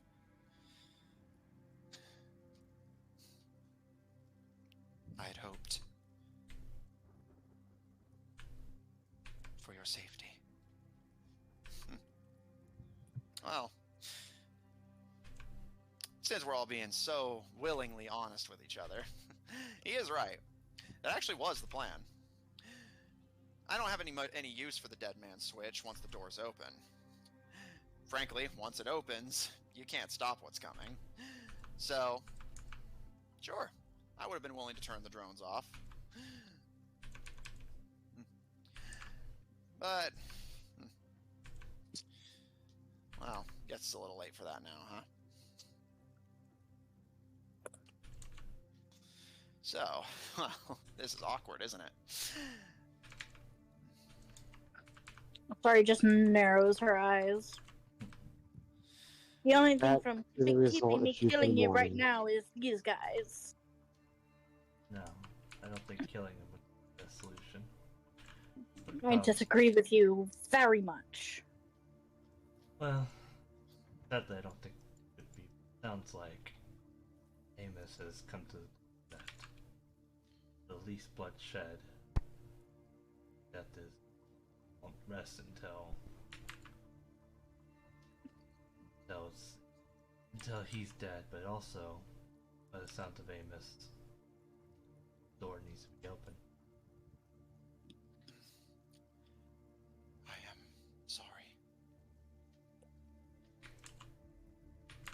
I am okay with the door being open. More important, I'm just not okay with the aspect of all magical life being put to snuff just because I agree with them.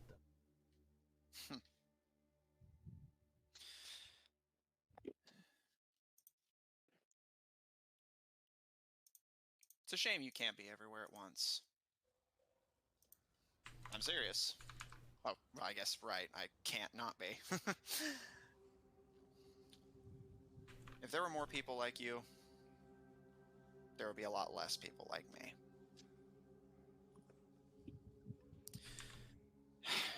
So, there's really no version of this where you just give me what I want? Well, sadly, by the sound of it, sounds like the best option. But I don't think I possess any back, so I have to do so. And even if we did, I do not feel comfortable doing that. Not sorry. I know. Never had to apologize for a thing in your life. Why start now? That's not true. And you, Mr. Orchin? The door can open, but I don't think that magic has to go. Then, I'm afraid the negotiation of the truce has ended. I'm leaving. Igor, all files wiped. The rest of you... Before he turns, I am going to do a thing. First, I have to open up my D&D Beyond because I don't know what I don't know what it is. How about this? Trial by combat. Your lieutenants against the three of us. I'm gonna, before he turns around, I'm gonna cast mental prison on him. Okay, let me double check what that does. You attempt to bind a creature within an illusionary cell that only it perceives.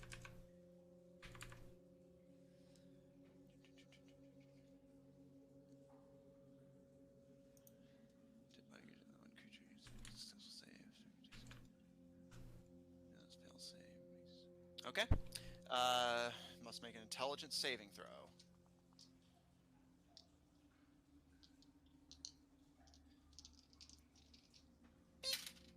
Beep.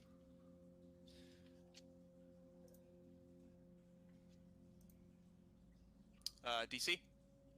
18. That is a 28. Alright, he still takes 5d10 damage. Roll damage. Okay, hang on. I have to figure out which one is the d10 on here. I think I've got one. 1, 2, 3, 4, 5. Roll. He takes 22 psychic damage. He actually takes 11 because he's resistant. Well, actually, Hmm? I think he takes less because you said that he. Oh wait, no. Does it take full damage? Just Yeah, on a save. If he Yeah, saves, the he still 5d10 takes. is if they succeed the save, and if they failed it, then they would just be trapped, I think. I think it Yep. take damage and trap. Or Yeah. yes. It's 5d10 and the spell ends, or failed save 5d10 and they're trapped. But since he succeeded, he just takes the damage. I was thinking half damage. Last failed to that. Yeah, no, totally understandable. I had to double check too. Asari, as you say the incantation, all the boomergangers raise their weapons. The master stumbles only briefly before. You really thought it'd be that easy? You have your orders. Nobody magical leaves this building alive. And he taps a button on his wrist and vanishes. Igor approaches Amos and begins to wipe his files as all of the boomergangers bear down on you. Yeah, as soon as Igor goes towards that, I'm casting heat metal on him at the highest level I can Noted. to Everyone distract him. roll for initiative.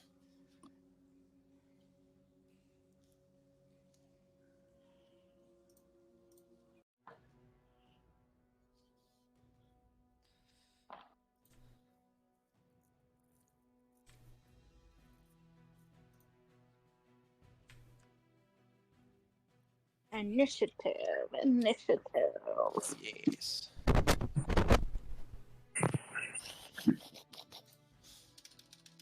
Ooh. Probably Okay. gonna go that. To be fair, that happens a lot. I know, there are two. Alright, Okay, so for you, Igor. Alright. Let me just get the enemies sorted real quick, and then I'll go to you guys. Just a moment. Okay. Yeah, so much for a man true to his word. To be fair, it's one of those, you guys weren't abiding by it either, so... So We much were. Well, no. But he was going to do what he wanted, regardless of what Amos said. Well, I know. and Amos said he needs to open the door, so he said, yep, I'll abide by that. Sounds good to me. Technically, yeah, but he doesn't. I mean, I don't think he liked the aspect of him dying, but to some degree, I know. But yes, he asked for the artifact, and we do have at least one. I know. Yeah, I do have one. Yeah, and we technically could have just given it to him. Please, If you don't have it already, inspiration. Alright. Almost done, sorry. It's a lot of enemies. Yeah.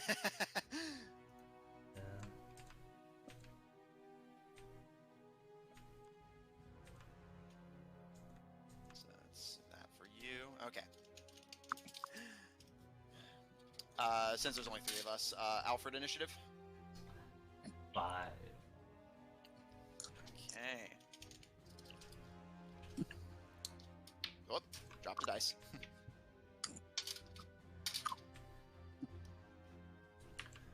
Alright. You will be there. Okay. Sorry, initiative.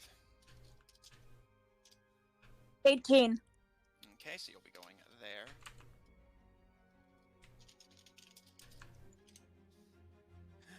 Roll for you.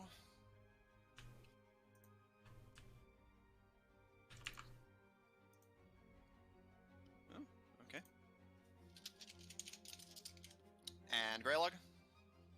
19. 19. And finally you. Ooh.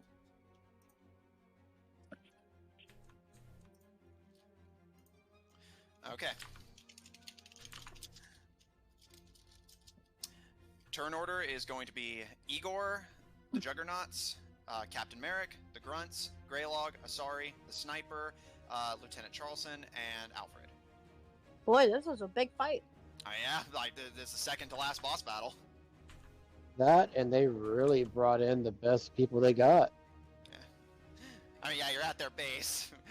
This was always going to be an option. All right, just call on me when it's my turn. Of course, yeah, I'll let you know when you're on deck.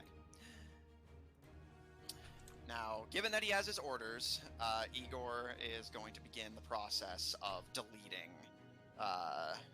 Amos's network. So he's going to be focused on doing that. So he will not be doing anything beyond that this turn. I'll see if he has any bonus actions. I don't think he has much, though.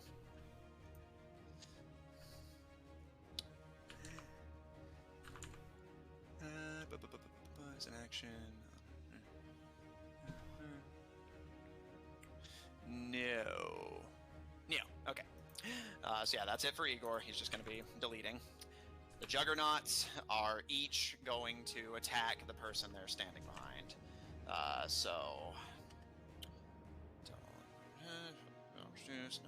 Okay.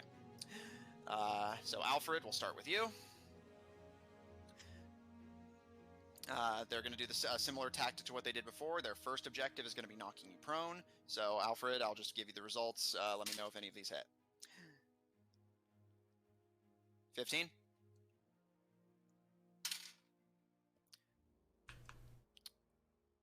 28? Yeah. Okay. Alfred, you are knocked 10 feet back, in between Merrick Charlson and one of the grunts, and knocked prone. And the Bruiser is going to move between Asari and Greylog, however not out of their range, so no opportunity attack. And while you're prone, make his final strike at advantage.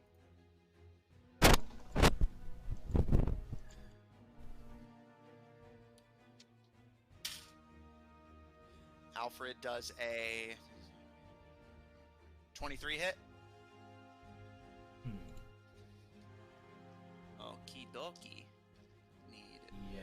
That's a D12. No. It does. Thank you. Where are the dice I need? I always forget what they look like. There you are. Silly They're dog. hiding. They don't want to be used. Yeah. Oh yeah, you're right. I should roll something else. Yeah, lower number dice. Yeah. Let's go for a D6. How about that?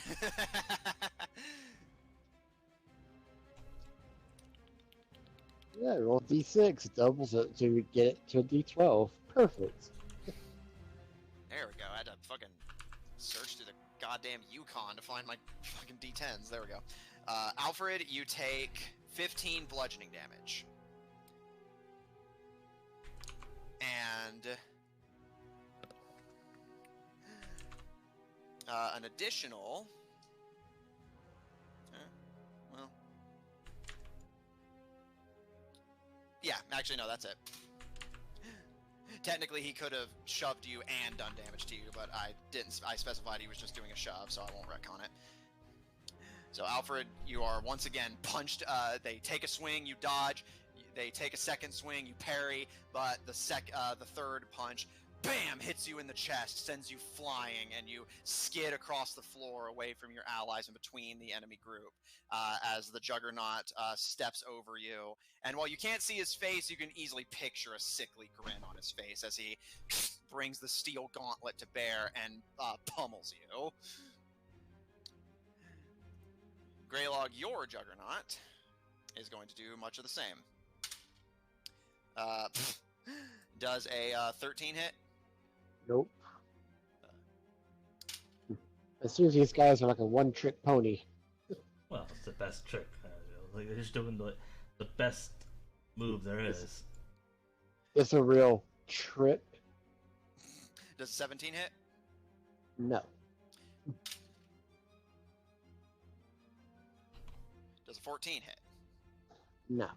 Alright, Greylog, you are intensely dodging every punch the Juggernaut throws at you, but you remember how much those hurt if they make contact. I am nimble.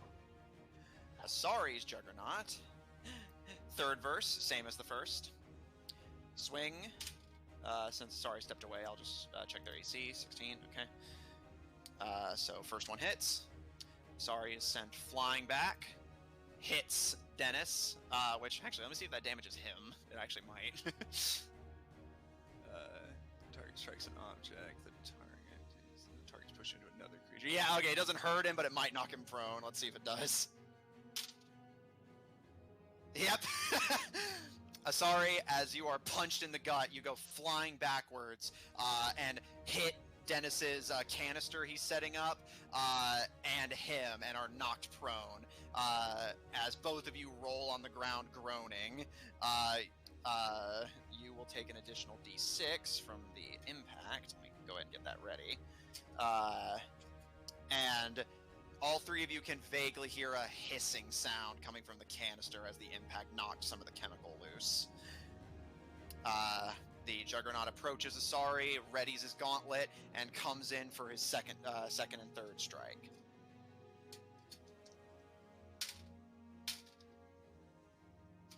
What is that? I'm not familiar with this dice's thing as much. That is that's higher.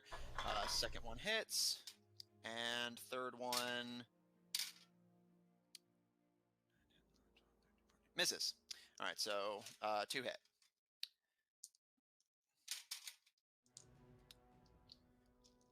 I must once again hunt for d10s. All right, there we go. Much faster this time for some reason.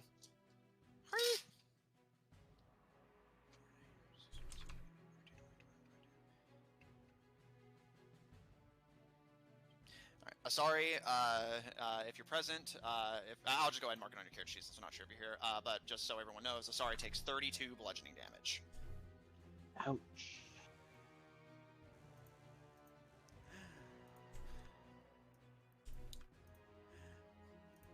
That is the end of the Juggernaut's turn. It is now Imamu and then the Grunts. Greylog, you'll be going after the Grunts. Imamu. Let's see what he's going to do. Well, given that Alfred's right next to him. Alfred, you see the pirate captain still wielding the Pythian Reef grin down at you, twirl his trident, and kind of glaring down disdainfully. You should have taken the deal, Alfred. And is going to use Whirling Dervish. Ooh. Otherwise known, as you guys may remember it, Death by 1,000 Cuts. Yeah, I remember that very well. Oh yeah, I know. Since it did like 100 and something damage. Yep. Yeah. I'll be honest with you, I'm probably dead.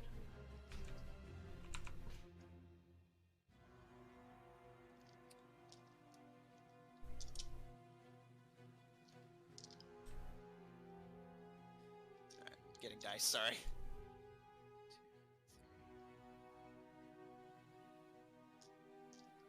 Okay. To make this easier, other dice that I don't need right now, leave. Okay, Alfred, we'll take this a little bit at a time.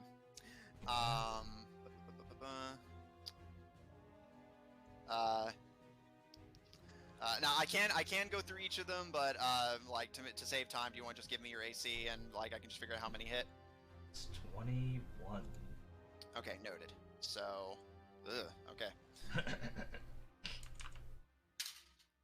And on top of that, this guy's hard to fucking hit too. With a 30 AC. Yeah, I remember that. Very nice. I know it sounds sarcastic, but I actually do mean that. I appreciate that you remembered. How could I forget that guy? He was the biggest pain in the ass.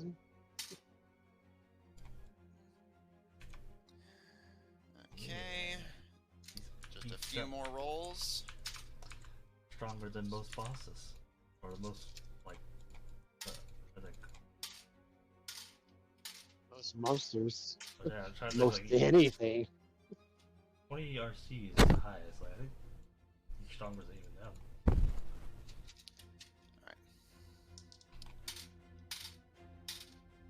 Alright, all of them hit, however, only one of them is a crit. So I'm dead. Well, let's find out. I believe in you. I have nothing against this, and I have 100 HP. I'll you know that. Well, let's see what happens. Alright, so let's go ahead and get the crit done first.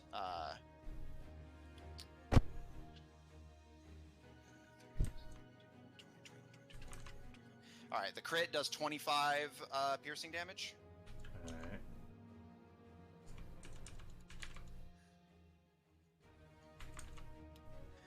And for the remaining attacks, let me get the dice. You. You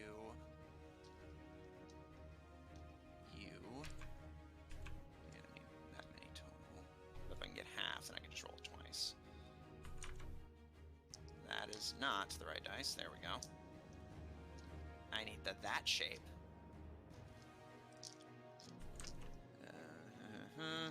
One more. There we go. And then just do it twice. Right? Oh, actually, no. Good thing I checked. That is too many, actually. There we go. This twice.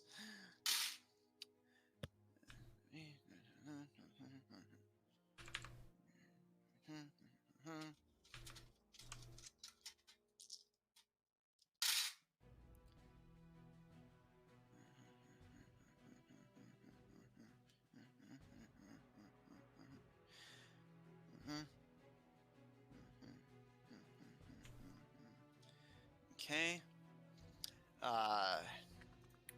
Final calculation. Need a calculator for this part.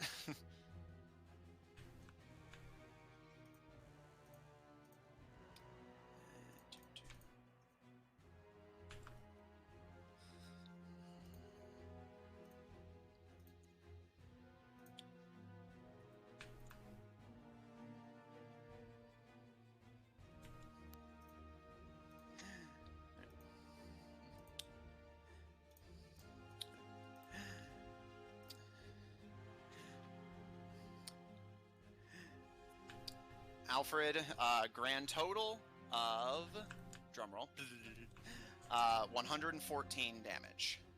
Okay.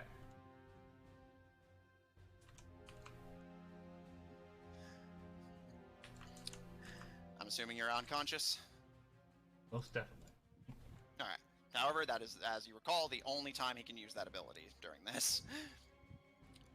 You all watch as Captain Merrick looks at the prone Alfred, gives his sickly grin, slashes across Alfred's face with the trident, and as he twirls it and kind of circles you, Alfred, like a vulture.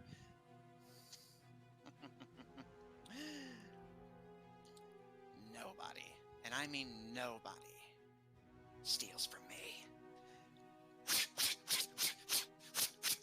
Cuts run up and down your body as he just basically five-finger fillets you with the trident.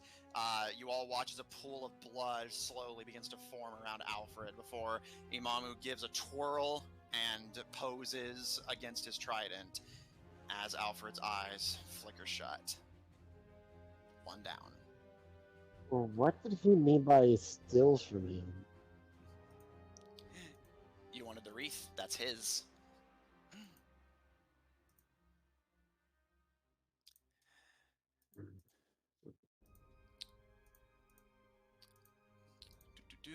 Bonus action. Don't think he has one, just checking.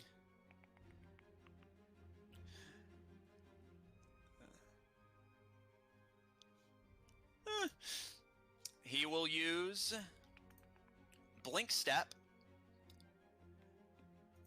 to reappear on the other side of you, Greylog, flanking you. He will be back.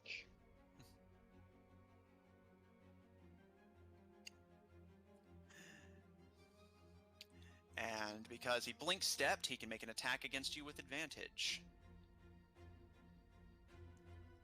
How many attacks does he have? Again, it's death by 1,000 cuts, so he gets a lot in this round. He gets less normally.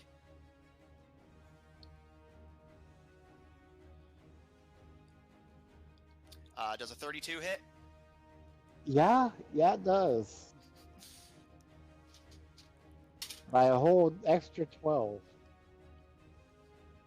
You take 24 piercing damage as he plunges the trident into your shoulder. Hand over the keys!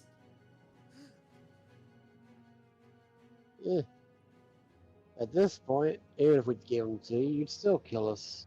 So, over our dead bodies. And fuck you. As you wish. He twirls the trident. End of his turn.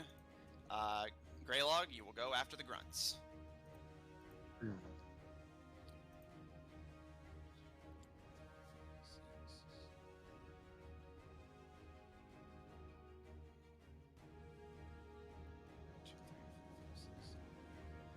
Yeah, just to save time, I'm gonna just divide the attacks among the three of you. So,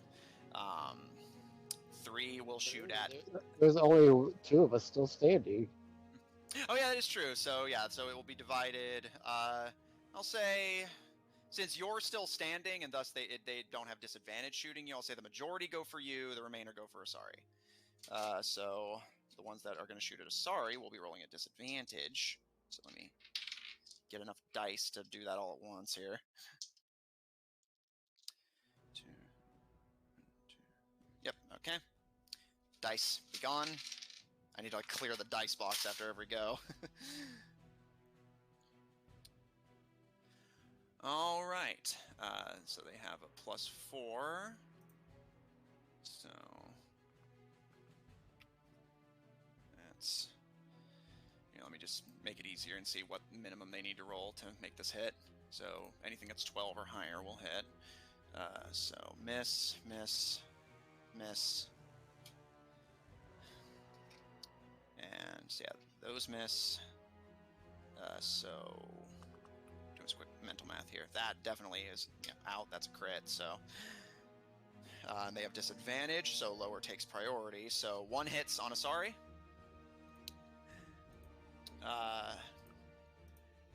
Gunfire echoes around the AI's chamber as they all unload into their respective targets.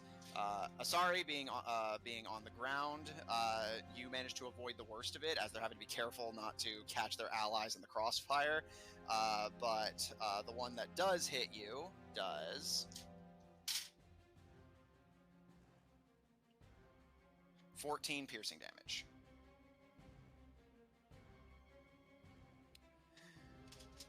Greylog, your targets are going to shoot at you.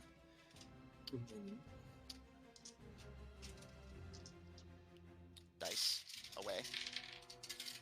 I said away.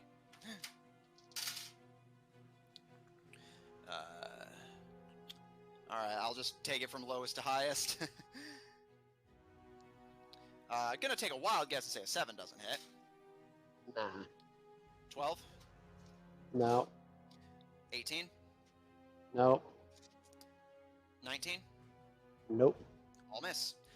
Greylog ducking between the dancing Imamu and the raging Juggernaut. You managed to avoid the worst of the gunfire. 9 guns and fucking only 1 hit. Unbelievable. I learned from my mom a little bit there. Greylog, you're up. Asari on deck.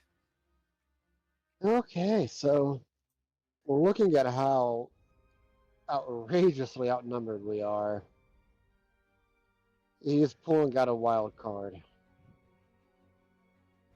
Remember that cursed mask? That was one of the keys. Yes. He's going to put it on. Okay. In his mind, that's going to give us the best chance of survival. Let me just double check one thing real quick.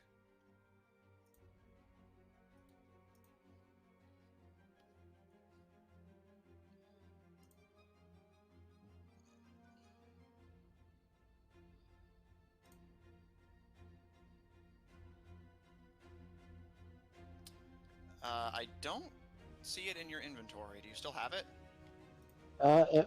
is under other items, I believe.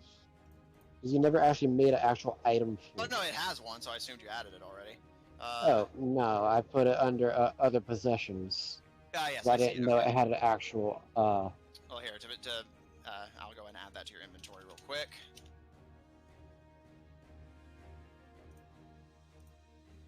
There you are.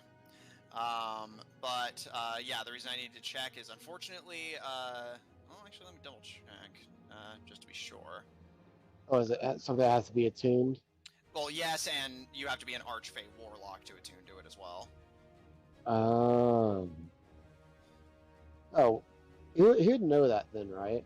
Yeah, no, I'm not gonna count it as your action to like try and use it. I think that had been mentioned already. I think you were considering taking a Warlock level so you could use it and just never got around to it. But yeah, so you still got your turn, but yeah, you cannot take advantage of the mask right now. Oh. Yeah, and those don't really do him much good anyways.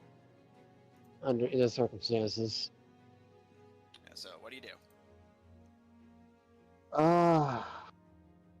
With Alfred being down, I want to get my paladin buddy back up. Okay. I am going to cast Heal at 7th level. Okay. Alfred, you regain 80 health. Oh, is it? Oh, yeah, because Druid. Yeah, well, it says 7th level is 80 health. Oh, I see. Okay. So, yep. Alfred, you are back conscious with 80 health. You're prone, but otherwise conscious. And let's see. Bonus actions.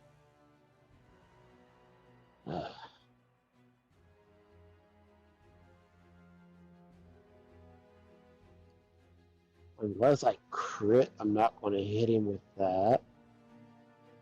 I haven't summoned my Wildfire Spirit.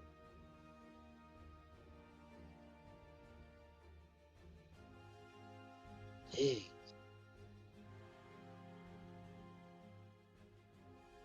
Yeah, I guess that's all he can really do at the moment.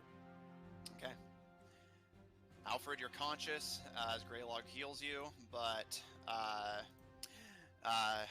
as you regain consciousness, Imamu looks to you, Greylog, and again twirling his trident and posing. Haven't you figured it out yet? Magic can't save you now. Maybe not. Maybe it will. Only one way to find out. Isari, you're up. Alfred, you will go after Dennis and the snipers. Hello. I'm here. Okay, what did I miss? How much health am I down? I did add the one from the Well, I had to first set my strike. browser, so I don't really see that. Here, so I know 32 and then 14. Oh, thank you. Point of inspiration for that. So you're at 108 health right now. You are prone, and you have 2 juggernauts on you, and one of the grunts, and Charleston, the guy in the mask. I can see the map because he's streaming it. Okay, just making sure. So yeah, that's your situation. You are currently prone. All right. For my bonus action, I'm going to do my draconic transformation.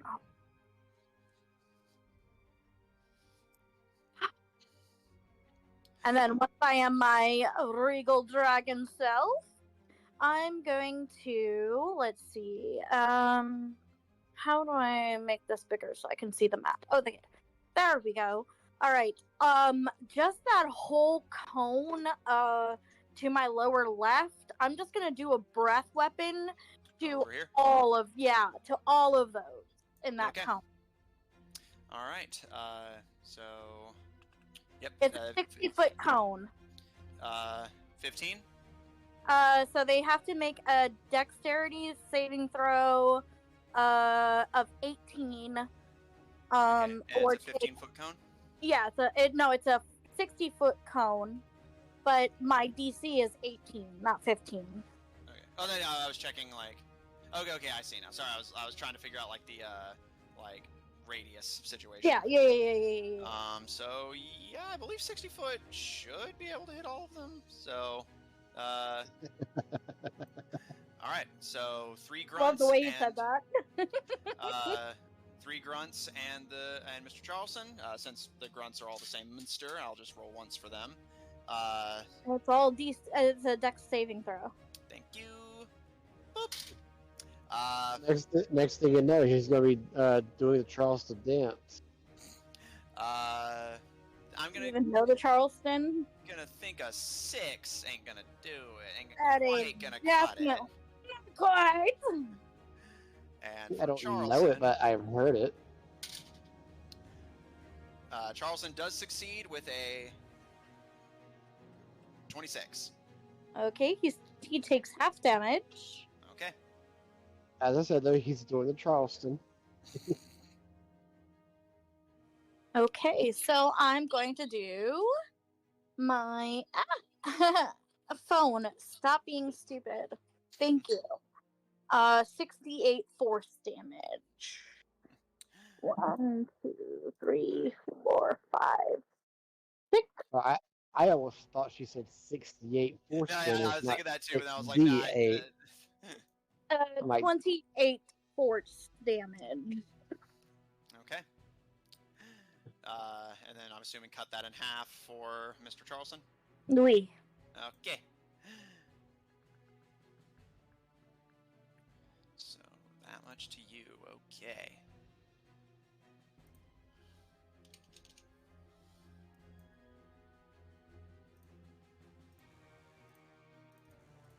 Okay. All 3 of these grunts are frozen into solid statues. And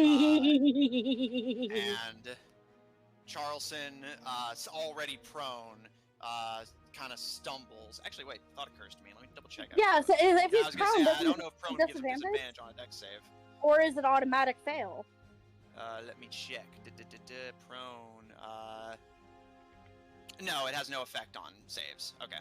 So yeah, that's he does interesting. succeed, but yeah, he is visibly chilled. Good. Anything else on your turn? Yeah, I still have my action. I I guess he really needed to cool off. Yeah. Ice puns? Really? Yeah. Ba, ba, ba, ba, ba. I'm loving it. Ba, ba, ba.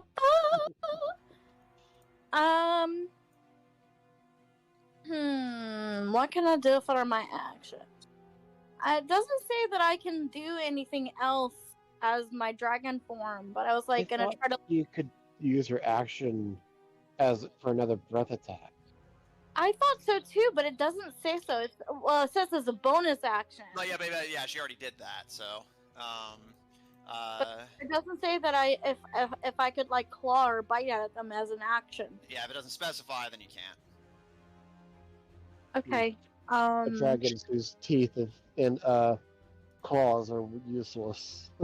I mean, to be fair, she already has claws, just natural to her race. So, to be fair, it would be kind of overkill. All right. I don't see anything else that I can do on my turn. Okay.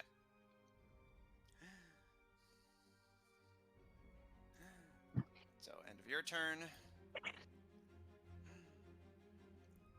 Well, at least I got Alfred back up. Yeah. We got a better chance of survival now. Especially since what's his face already used up his deadliest weapon attack. Yeah. What says he's not even in this campaign? What isn't even in this campaign? But I'm not sure about our survival, but we'll see. Yeah, the odds are better. 3 is better than 2. All right. I was gonna say something really, really mean, but I am exercising restraint. And we applaud you for that. All Yeah, right. our chances of survival went up by a whole 33.3%. No, the mean thing was directed towards you, so. Oh. All right. The sniper is going to take 2 shots at Greylog. Why am I not surprised? Because otherwise, I think they have disadvantage unless Asari got Yeah. one. Does a 28 hit? Yeah, it hits. But better news. Does a 17 hit? No. All right. So only one makes contact.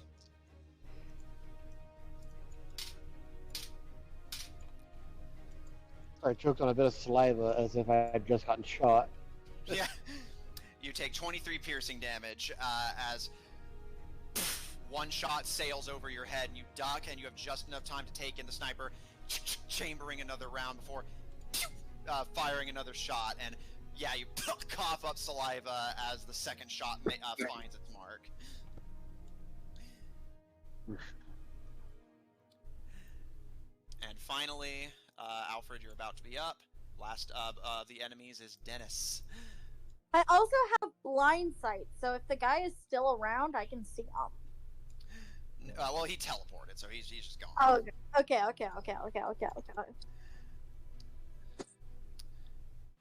It's just Dennis- reading into the spell. So.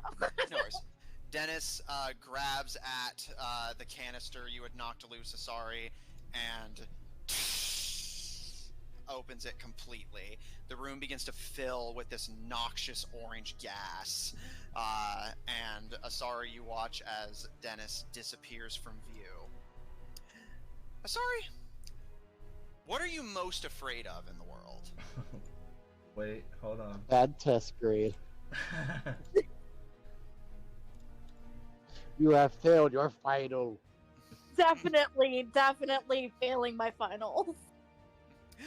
Asari, you see the form of your instructor begin to take form out of the smoke, slapping a switch against her palm. Her eyes are a gleaming demonic orange, and she whips the switch against her palm. Asari! That high pitch. Dragon just, and then you see just like icicles just kind of like snuff out of her snout as she goes. She just got she just got boogers on her. She is going to swing at you with the switch. Oh my goodness, tell me this does psychic damage. Yeah, Alfred's fought this guy before. Oh, It was one of the first boss fights. I wouldn't be surprised if you don't remember. Dirty 20.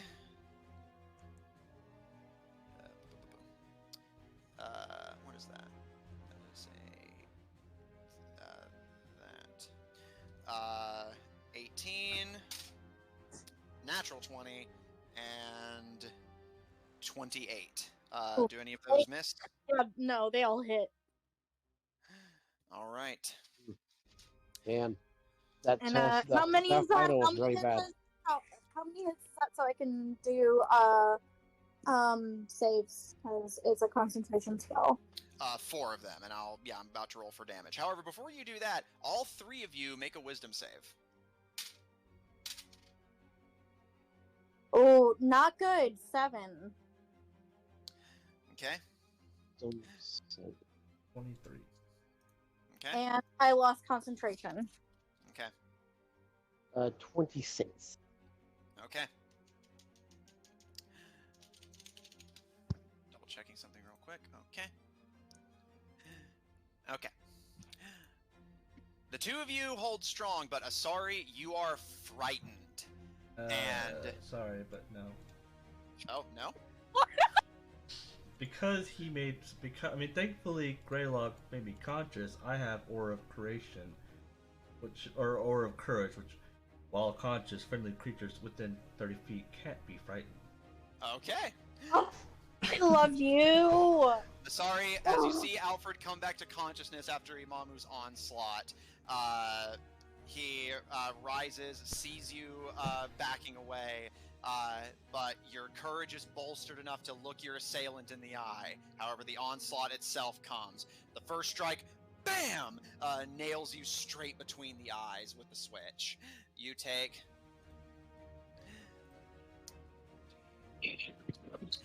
14 psychic damage from the first. I Okay. called it. It was psychic damage. Yeah, all of this is psychic. The remaining strikes, these aren't crits, so I'll just roll all of them at once. It's like, how are barbarians one weakness? Well, I think barbarians eventually do get Well, You have to like something for build that. for it though. you have to like particularly build for it, but there's the bear totem, which gives you everything but psychic. But yeah, but if you do the race that already has psychic, then yeah.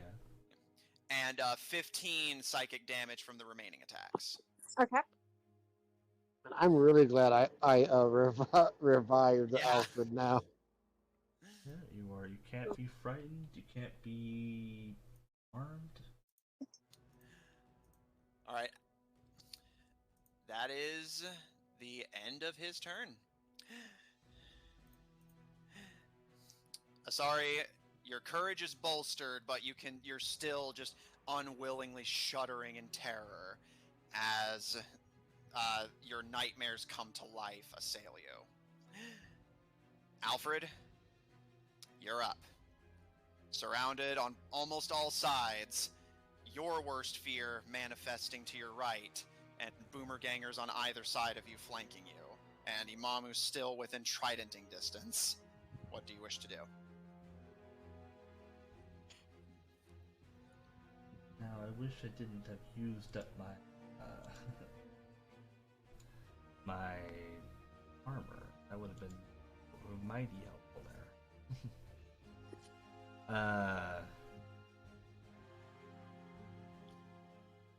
Let's see if I have any way to get. Oh yeah. Where's the console? This is the console. Yeah, he's basically typing on the console, trying to wipe Amos's files so that his learned love is deleted. Yes, I get that. He's not doing early, so I'm gonna try that. In a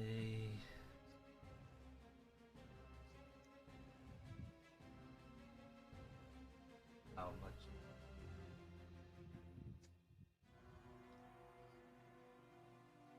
Guess I can get these stories.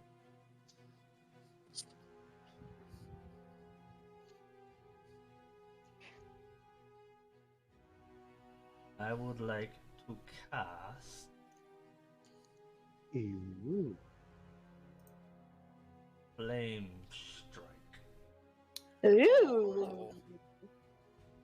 Fancy. Hit you. Tries to save his AI boyfriend, but melts him instead. I can get these 4.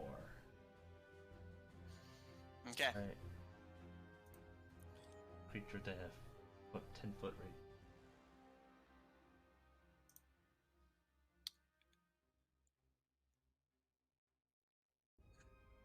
He must make a dex saving throw. Okay. So just to be clear, that entire box. This basically this right section after. Okay. So, all right, noted. Okay. What's the saving throw again? Dex saving throw is 17. Okay. Yeah, go ahead. I'll get the saving throws sorted. Igor has magic resistance, so advantage.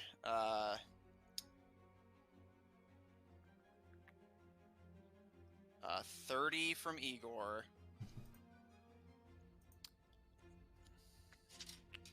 I'll say, yeah, Grunt Bruiser.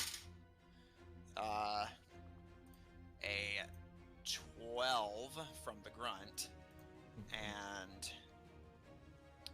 a 25 from the bruiser.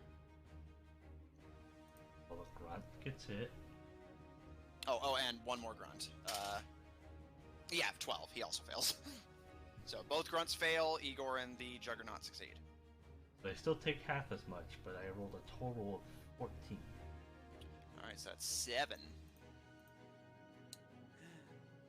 My strongest spell, like that. To be fair, you're more of a tank than a damage dealer. That scans. Yeah. But I guess I will.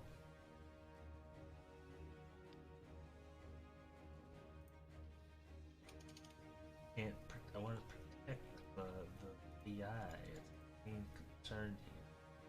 I don't have any. Besides, all these people getting the fuck out of the way. You're in my way. Alright, let's Okay. see. How far away is.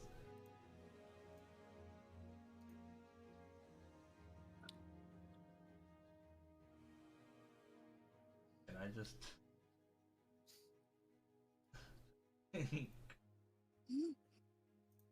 Can you what?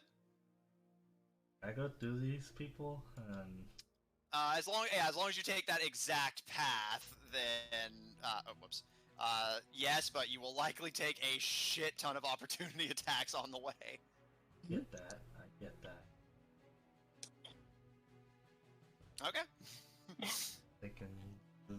I put robot boy. Okay. All right, I'll go ahead and roll all the opportunity attacks. Neat bonus. I guess I will cast on myself first. You know what? Actually, here I have a better idea. I will cast Sanctuary. Oh, then you already cast a spell? Did I? Oh. Yeah, Flame Strike. Has to be a bonus action. There has to be a cantrip, which I don't have. Yeah.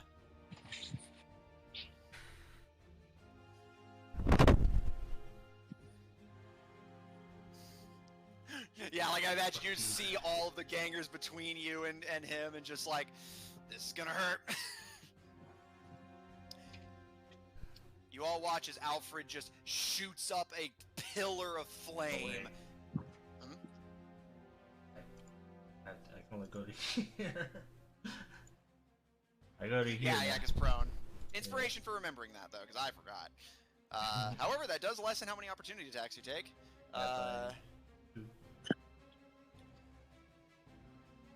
Alright, so I'll say these two for the grunts. These bottom three and this guy. Yep. So the Juggernaut is going to take his. Nat 1. You can opportunity attack if you wish. No. Okay. And Alfred, what is your worst fear? A dirty room. Oh. Sure. Yeah, okay. I'm curious to see what's going to happen here. Not just a dirty room, but a dirty room that cannot be cleaned. You see a towering monster of filth and sludge lumber towards you out of the orange smoke. It lunges out at you with a filthy hand and claws at you as you retreat from it. Does a 29 hit? Yeah. You take 8 psychic damage. Oof. However, you get as far as you can. And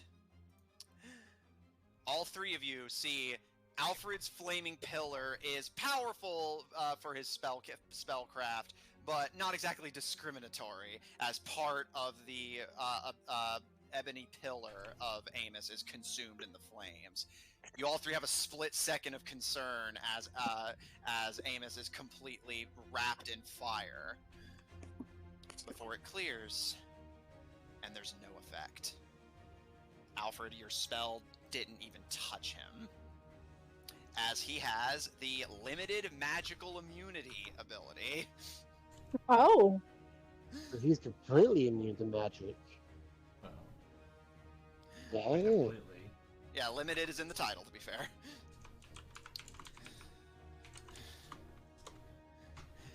Alfred, you see the eye follow your charge before it locks on Imamu, who had knocked you down in the first place. The eye narrows.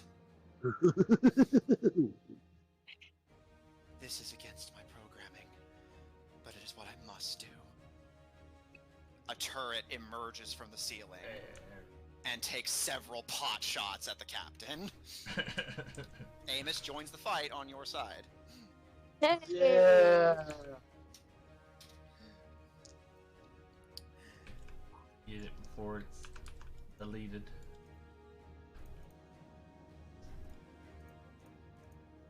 Alright, he only needs a roll of 14 or higher to hit him. That's still fairly decent. His turret is that good. Dang. Depends on what. Who's he attacking? Imamu, the dodgy guy. Yeah, with a 30 AC, and he only has to get a 14.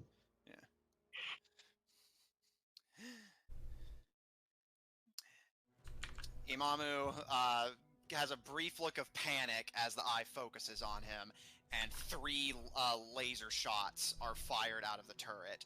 Imamu lunges into the air to dodge the first, twirls to dodge the second, and as he dodges the third, he twirls his trident to level at the computer and yells to his comrades, "For the good of the gods, destroy it!"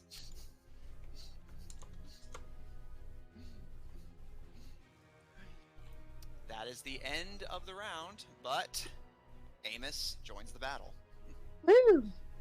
And given that there's a lot to deal with here, I think that's where we're going to end tonight's session for now. Oh. I think that's very funny, though, how he said that. For the good of the gods. No, I want to kill the gods.